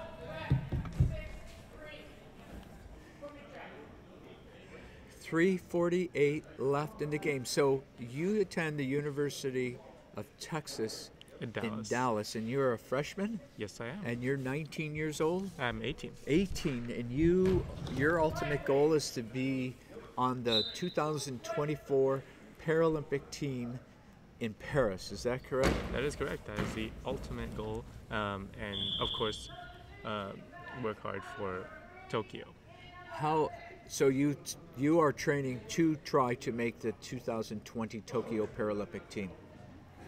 Yes. Yeah, we can say that. Yes. Okay. Yes. Good. Well, you should, because you are a candidate and you are out doing your best in training and competing, and so that is phenomenal. So Thank you. yeah, phenomenal, while balancing life, school, and the University of Texas. And so what is it that you want to do when you graduate from the University of Texas in Dallas? Well, as of right now, I'm not exactly sure. I mean, it's always up in the air, but the path is just to come out and teach some sort of technology, kind of more complex stuff, but be like some sort of like a trainer and Nice. getting people used to their software and stuff. Awesome. Jerron Black with the ball. Fires it into the center. The Knights are down 6-3, 3:24 left in the game. Number 6 with it. Rakabul Kareem from the Quebec team. That was a squeak on the foot, but I thought it was a 10-second, but it couldn't have been because it wasn't 10 seconds. Jerron Black fires it into Kareem, number 6, in the game for Quebec with 3 minutes left in the half. He goes down the line, and Jerron Black easily blocks it. Good defense. Devin Bullock fires it into Kareem, number 6. He comes into the center, hands it off to number 2, Jose Coude. He fires it out of bounds with 2:43 left in the game. Quebec up 6-3. We're at the Midwest Regional Goalball Tournament in Warren, Michigan. 28 teams competing in this tournament. The next tournament will be in New Jersey in April, and the following tournament, regional tournament, will be in Atlanta, Georgia. Lamar throws it out. I'm a Cleveland Cavs fan, so Okay. Lamar throws it out of bounds. 2:28 left in the game. Number 6 with it. Rabakul Kareem, blocked by Lamar Brown. Lamar Brown from the New York Knights takes it, spins, fires. Nice ball, goes under the center and into the back of the net with 2:14 left in the game, and the Knights scrap back into this game. The game or the half? I'm sorry, the half. The half. All right. Blocked by Jerron Black, number 5. He's in the center. He doesn't look clear, but he is. He fires it, and the ball finds its way into the goal off of number 5, the center, and there it is. The Knights now find themselves down 1 goal and back into the game. Nice hard low bounce there by Jerron Black. Really. Yeah, absolutely. Number 6 with it. He goes from left to right, goes back to his spot in the right wing, but he was clear. Devin Bullock with it, spins and fires. Blocked by number 2, Jose Coude. Coude with it right in the corner, straight shot. So when you throw a spin, do you get, some players don't spin and others do. So why do you spin? It gives you more momentum just to get more power behind the ball. Everybody's different. There are some really, really great throwers I've heard that Right. don't spin at all and have their own technique. Right. But the majority spin in the higher levels. But everybody's spin is also different. Yeah, Like, right. Some people look a little weirder than others. I think I look a little more like slow and dancey, but You don't have a weirder? I don't know. It is kind of weird. It's slow and dancey, you know. Yeah. But some people are like spinning like tops, Yeah. like real fast. So. We're at 1 minute in this half. All right. Devin Bullock, number 8, spins and fires it right into the corner. And number 2 for Quebec, Jose Coude, defends. Quebec. He's right in the corner, fires it down into Lamar Brown, hands it off to Jaron Black. He fires it into the corner, but goes out of bounds. Good thought. I think he was just a little bit not squared up on that shot. He might have found that corner. Yeah. Less than a minute. Number 6 throws it. Rakabul Kareem, number 6. Devin Bullock spins and fires the center. Bounce ball, defended by number 6, Kareem. He goes into the corner. 33 seconds. Straight shot, cross court. Good thought, but too far out of bounds.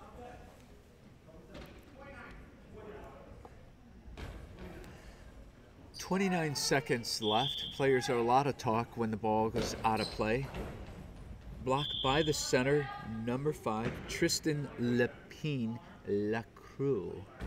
Number 5 for Quebec. The right wing has it, number 2, Josua Coude. Lamar Brown blocks it, passes it into the center. Ball is going to trickle into the back of the net, over the center, over the wing, right wing. He couldn't find the handle on the ball. The ball was loose, and it trickled into the corner. And guess what? We are all knotted up here at 6-6. Unbelievable after the slow start by the New York Knights.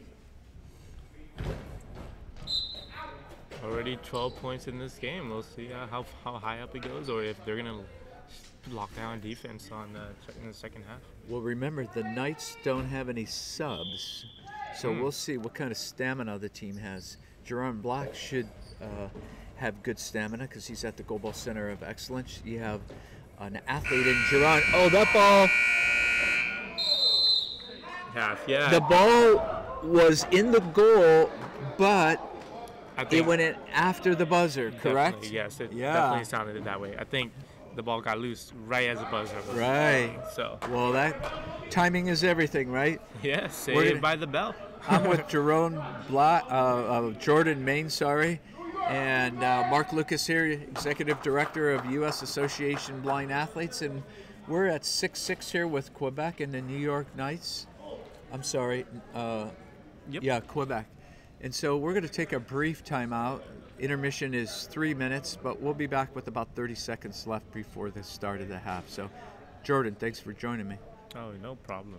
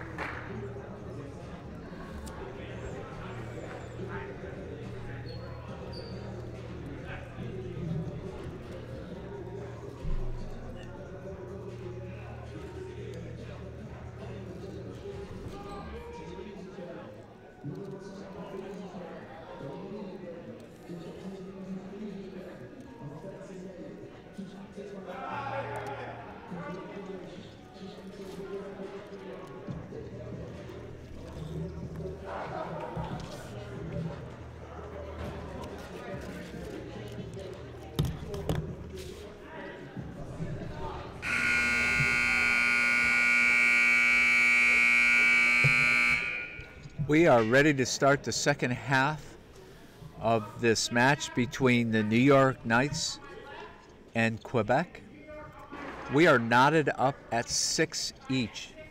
The Knights are on our left, and Quebec in their dark blue and white field or numbers are on my right. After the Knights had a slow start and they got down 3 goals early, they now have the ball and knotted it up. Jerome Black, big bouncy ball, and finds the corner of the net, and the Knights take the first lead of the game. Unbelievable. Nice ball right there, coming off. Good setup, good release. Absolutely. Quebec with it. Number 6, straight ball, blocked by Bullock. Jerome Black with it. Nice bouncy ball, blocked by number 6, Kareem. Kareem passes it to number 2, Coudet.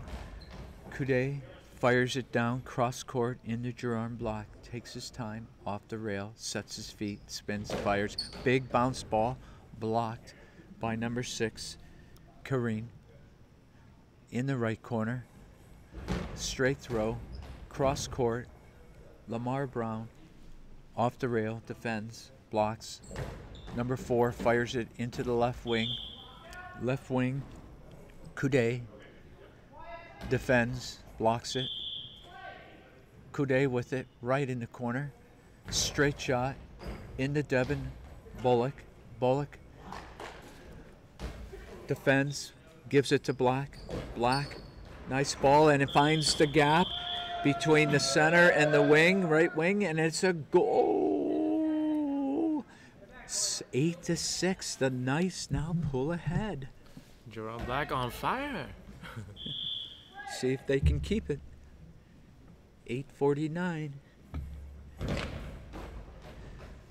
Quebec throws it cross court. Choppy right there. Coudet out of bounds. Jerome Black passes it to the center. Devin Bullock, number 8. Nice bounce ball. Defended, it's loose, but Coudet defends. Straight shot down the corner, just misses the post with 8:29 left in the game.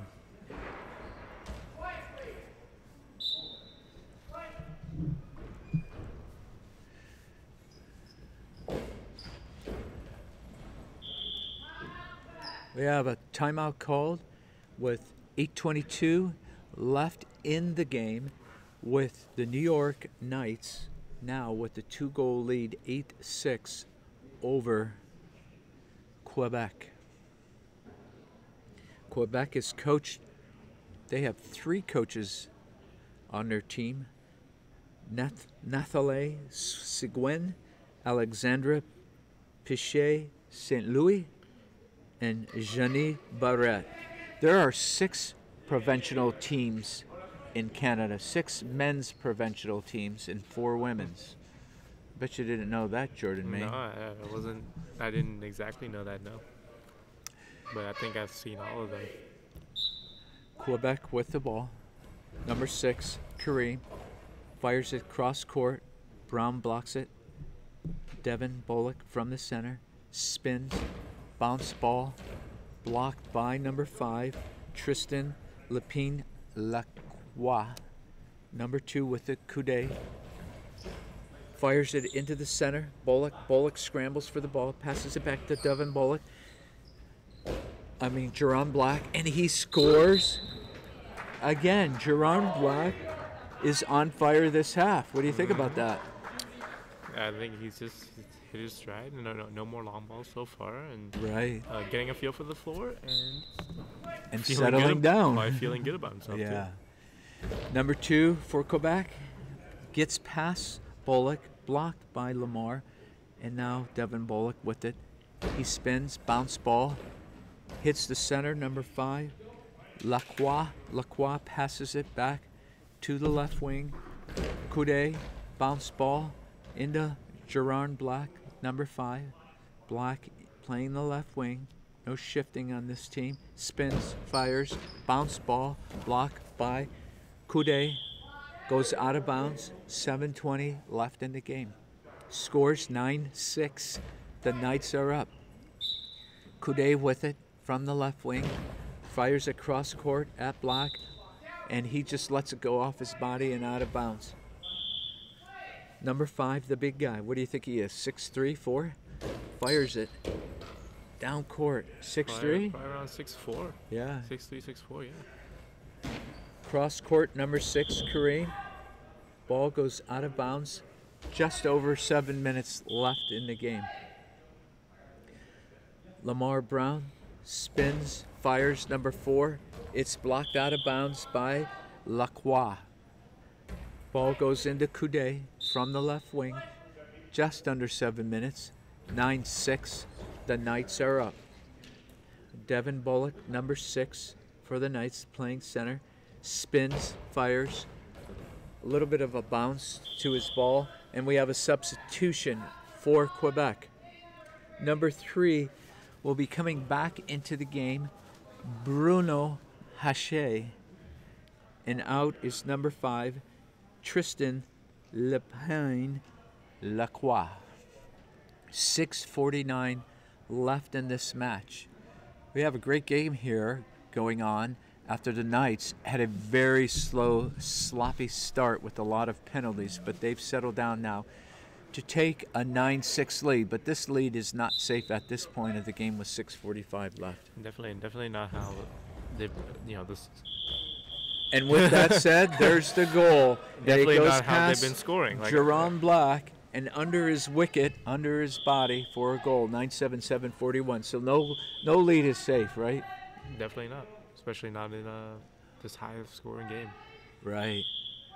9-7, 6:38. Jerron Black, number 5. A nice, powerful ball. He looked like he wanted that one back. And he's training right now at the National Goalball Center of Excellence in Fort Wayne, Indiana. Devin Bullock with the playing center, number 8. He's probably about 5'7", 5'8", little powerful, compact kid. Number 2 with it, fires it from Quebec. Down at the Knights, it's defended. Jerron Black with it. He spins, he fires, nice big bouncy ball. It's blocked out. We're just over 6 minutes in this game. It's tight, 9-7, Knights up. Number 3 throws it cross court. Oh, just misses the post. Haché with a good ball there, but he just missed the post. Going out of the reach of Lamar Brown.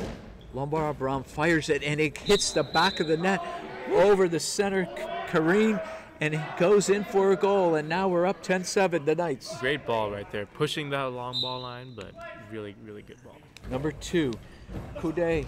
Oh, and it goes off Lamar Brown, and the Quebec team comes right back and scores. We have 18 goals scored in this game, and the Knights are up 10-8. 5:47 left in the game. Lamar Brown takes a nice deep breath, fires it down, goes out of bounds, too far right. Ball goes in to number 3. Haché was playing the center, who comes into the left wing. He has the ball from the post, straight shot, right into Devin Block. Nice ball, good speed. It's nice and smooth. Devin Bullock fires it into the center. Kareem defends number 6. He passes it back into the left corner. He's going to fire it. Nice bouncy ball, and Bullock defends it. Bullock, number 8, hands it to Jerron Black. He spins and he fires. Bounce ball. Oh, tries to find its way past the center, but blocked by number 3, Haché. 5 minutes left in this game. Cross court, and we're going to have a high ball.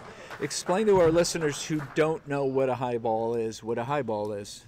So from the, let's say the high ball came from the right side here, but there's a goal line. There's a line in front of the goal line, which is a team line, and there's a third line, which we call the high ball line. The ball has to hit the ground before that third line from the goal on each side. And Jerron Black with a nice ball on the penalty shot, throws it from the center, cross court to find the corner of the net. And there we have a 3-goal lead with 5 minutes, just over 5 minutes left in the game. Coude fires it back at Lamar Brown.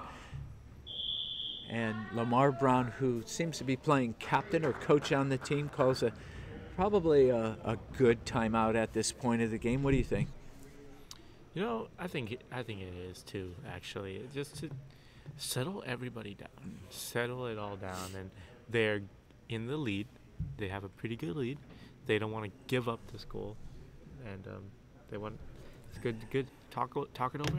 Hang on to it. Talk it over, and remember they Lock don't down have their any defense. substitutes too, so Yes. might be a good physical break too, Yeah. but good mental break, right? Yes. How much of this game do you think Jordan Maine is mental? It's a pretty good amount. Like any other game, if you let other players get in your head, if you let the goals get in your head, Right. You'll just make it worse for you, and you'll probably end up giving up more goals in the end.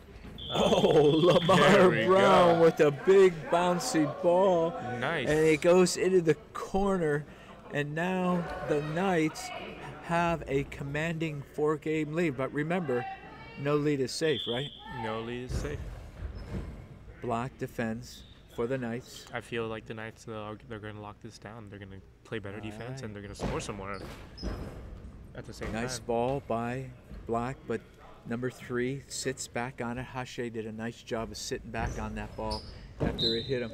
And there was a nice ball by Hache down the line, but it just missed the post. So with 4:35, Quebec finds themselves down 4 goals. They have 8 and the Knights 12.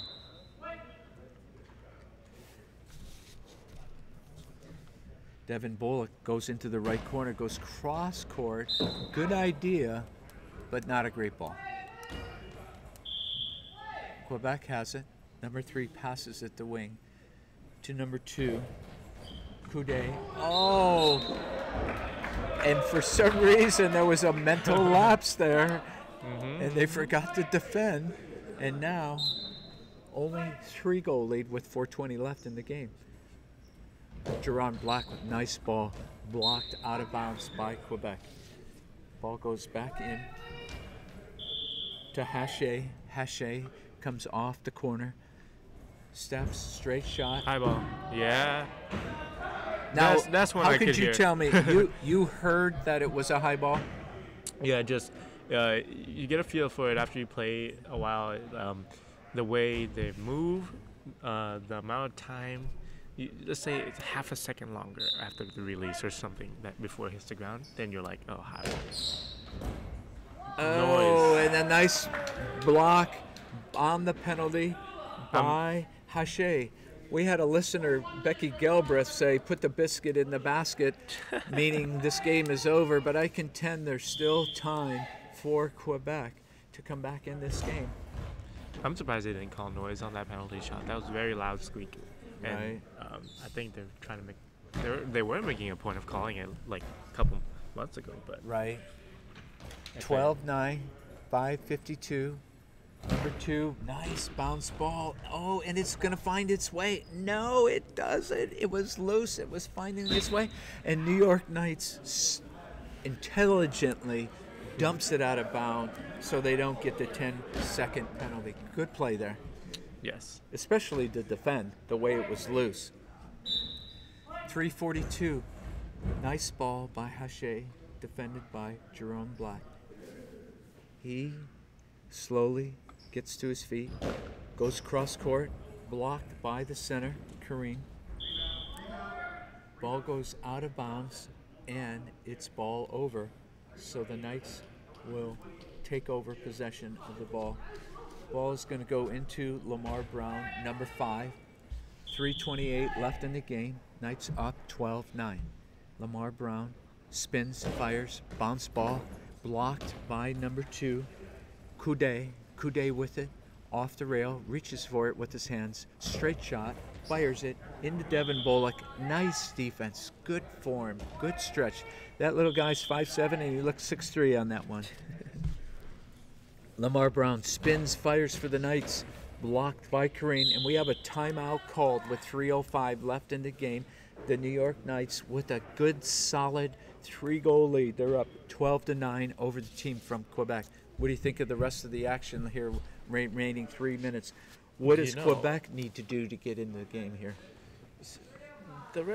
The game has been very high scoring so far with a ton of goals, but I think these last 3 minutes, 3:05, just gonna be little.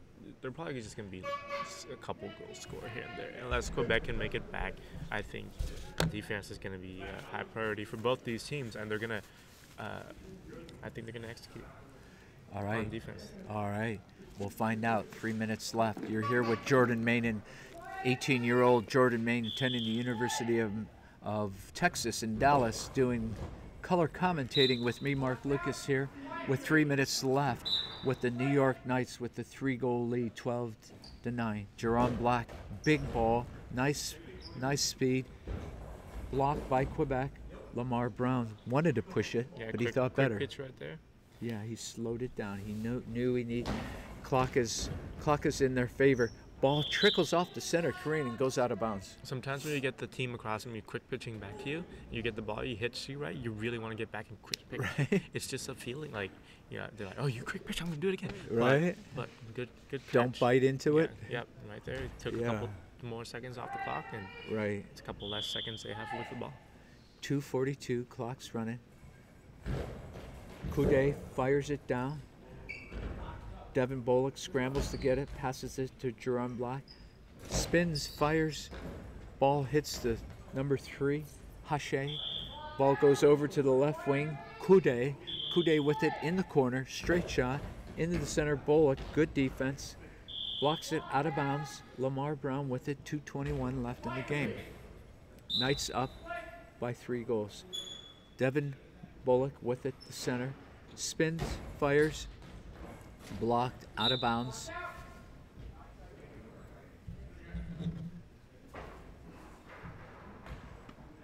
Number 3, Hache with it. He's clear. He's in the center spot. Just over 2 minutes left in the game. Ball's blocked by Bullock. Bullock now hands it to Brown. Brown with it. Spins. Nice bouncy ball, and it's going to find its way into the back of the net. And with 2 minutes even in this game, the New York Knights now have a commanding 13-9 lead. And as Becky Gilbreth said, put the biscuit in the basket, right? Is it over, Jordan? It is not over, It is not over. but it's looking good for the New York Knights right here. 150. Bullock with a huge bounce ball, but it died, but it's going to find its way into the back of the net. Why Now- did that happen? Now it's over. Why did that happen? He didn't sit on it. It just, died. So why did he? It didn't exactly. It still had some hop. All right, It all wasn't. right. It wasn't as big of a bounce as it could have been with Right. a more powerful thrower, but yeah, it just kind of tipped up and tipped down. But that usually those also catch people off guard. Right. It's bouncing so big, you're like, oh, it's gonna be a big Yeah. bounce, and you're going high for it, and it's not. So you really need to know how to defend it. Yeah, Yeah. they're tough. And then sometimes you get those dinkers, like Dinkers. it's like big bounce, and then it just goes tap tap tap tap flat at the Right. end. It's Right. difficult. 1:35 judge. left in the game. Knights now with the commanding 14-9 lead. What I would say though is, if you play a lot, you get used to bounce balls and how they're thrown. You can hear if it's gonna be a dead ball usually. Right. By the way it hits the ground on its first bounce. The way it's released, sometimes you can tell. You're like, that's gonna be a dead ball. Gotcha. So Jerome Black for the Knights. Throws it out of bounds. 1:31, 14-9. Knights up. Next game is going to be the New Jersey Thunder and the New York Empire. Stand by for all the action. You're listening to the USABA Goalball Sports Network. You're here with Jordan Maine. Jerome Black. Nice ball. Blocked by the center. Number 2 has it. Coudet for Quebec. Fires it into Bullock. Bullock defends, hits his feet, goes out of bounds. We're just over a minute. 1:12 left in the game. Jerome Black fires it into the center. Kareem passes it off to the right wing. Number 3, Hache. Hache with it. He throws it straight. He doesn't spin. He throws it down the line, but it goes out of bounds. with precisely exactly 1 minute left in this match. You're here listening from Warren, Michigan, just outside of Detroit. Gerard Black with the ball. He spins, he fires. He's training at the Goalball Center of Excellence for 10 weeks in Fort Wayne, Indiana, with the goal of making the national goalball team, which will, for the men's team and women's, compete in the World Championships in Malmö, Sweden in June. The team will be picked here within the next several weeks, so we'll find out which 6 men and 6 women will represent the United States of America and for the U.S. Association of Blind Athletes in those IBSA, International Blind Sports Association World Goalball Championships. And I believe there'll be 16 men's teams and 12 women's teams competing for the first qualifying tournament out of 3 for the right to compete in the 2020 Paralympic Games, which will be hosted in Tokyo. Tokyo. I believe the U.S. and I'm not sure about the women, that the men are going to bring 8 players to the test event, which is in a month in Sweden for test event for the World Championships, and then immediately after 2 players will be cut. Excellent. So that'll be the last qualifying opportunity, but I think the coaches are seriously scouting here and to pick. Those who are on the edge, yes, are definitely being watched this tournament. So this is going to do it here from Warren, Michigan on the Game 4 as the New York Knights, who found themselves down early on with several mental errors, penalties. They were down 3-0, as many as 4 goals, and come back and defeat the team from Quebec handily 14-9. Thanks for joining us this afternoon or this morning. We're coming on afternoon here in Eastern Time Zone in Warren, Michigan. So thanks for joining us, everybody. Everybody, please check for Jordan Main on Facebook. I will be live streaming the Crown Game at 12:10 in Gym C. All right. And Thanks now for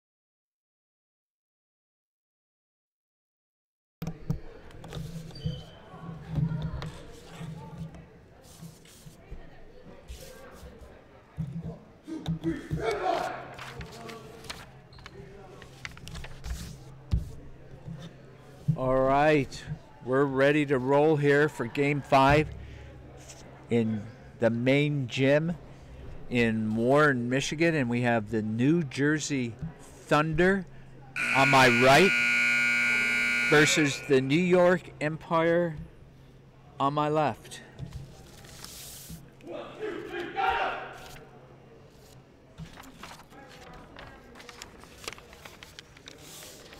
New Jersey Thunder, coached by Paralympic coach Sharon Gunderman and Paralympic athlete Lisa Chakowski and coach Jenna Tabera. This is a men's competition.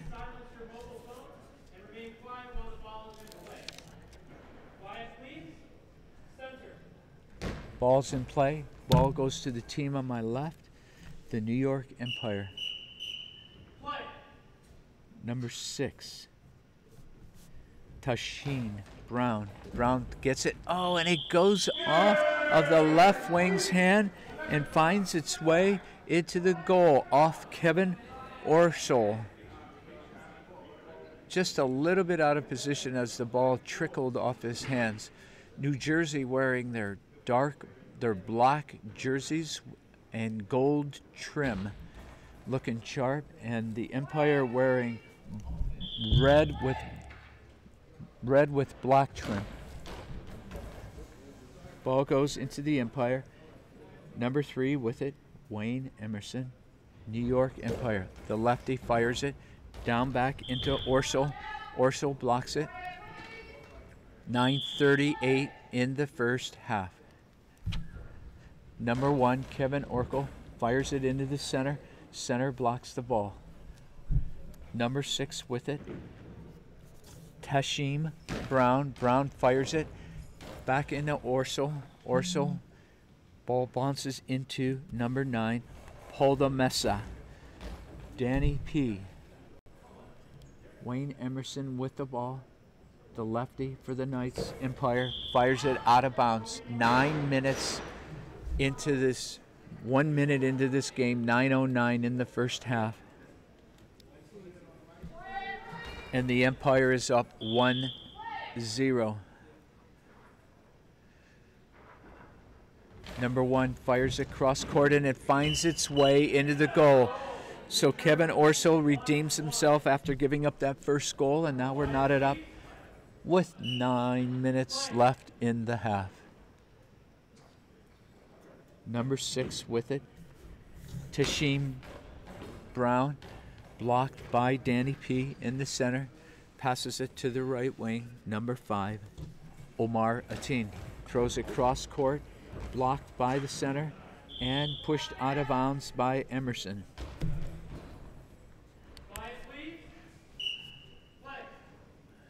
Number 3 with it for the Knights. Lefty spins and fires. Cross court, hits Danny P's legs, feet, defends it with his feet. Kevin O with it, spins, fires. Blocked by the center. Alfonso McFadden. Ball's loose, and Emerson wisely kicks it, pushes it out of bounds. So he doesn't get a 10-second call on him.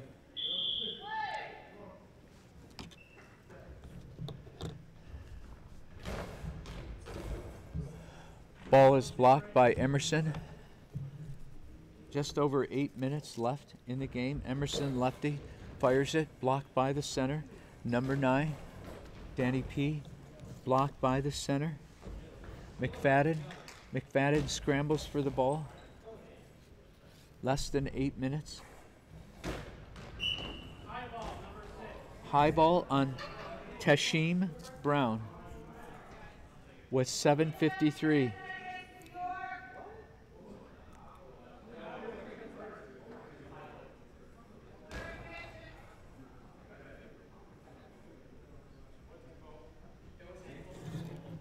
.753. We have a penalty. It appears Omar Atin will be taking the penalty shot for New Jersey. high ball on number 6, Tashim Brown. We're knotted up at 1-1. The team takes it, and he scores on the penalty shot. So now the Thunder, coached by Sharon Gunderman, has a 2-1 lead with 7:49. Brown takes it, throws it cross court. 2 lefties on the team for the Empire, each playing the wings. Throw by the Thunder, Kevin Orsel. It's defended by McFadden. He takes it. He throws it lefty. I think he throws both left and right, is what I saw last night. Ball goes back into the Thunder.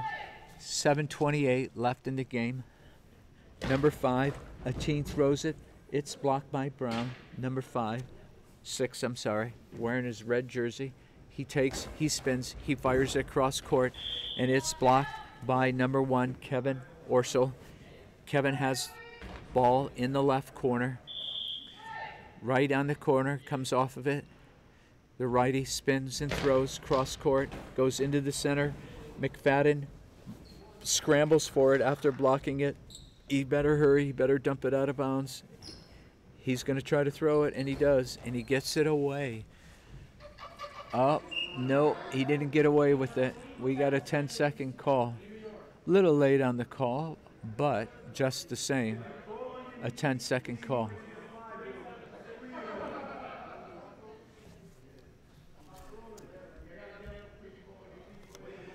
So with 6:54, Alfonso McFadden for the Empire are going to be called for a 10-second penalty.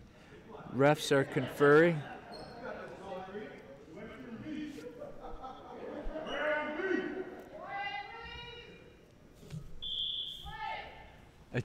Orsel takes it, and it's blocked by McFadden.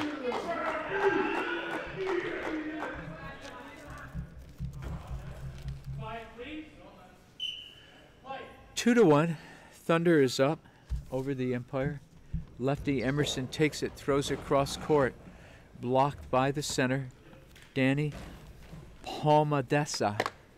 Number 5, Ateen takes it. It's blocked by McFadden. 6:35 left in the game.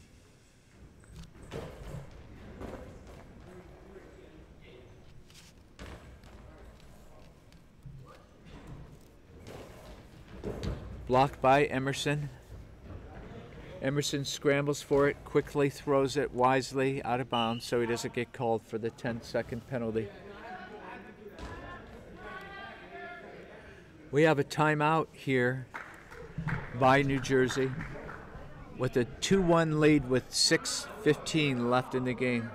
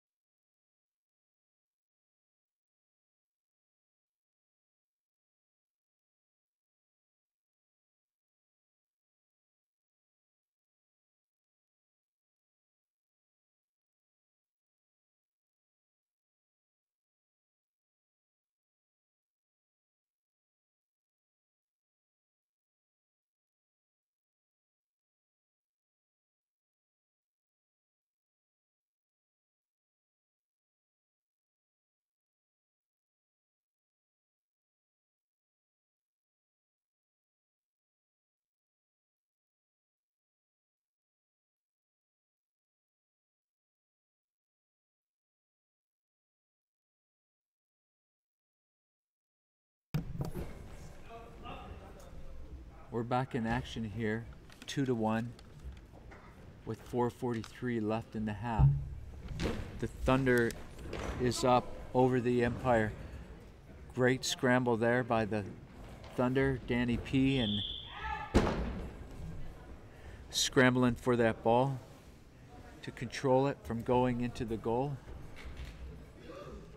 4:32 left in the game.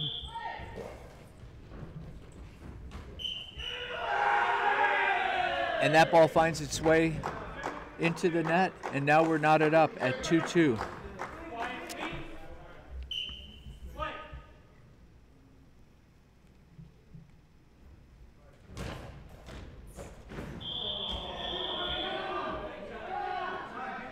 I'm not sure I'm on.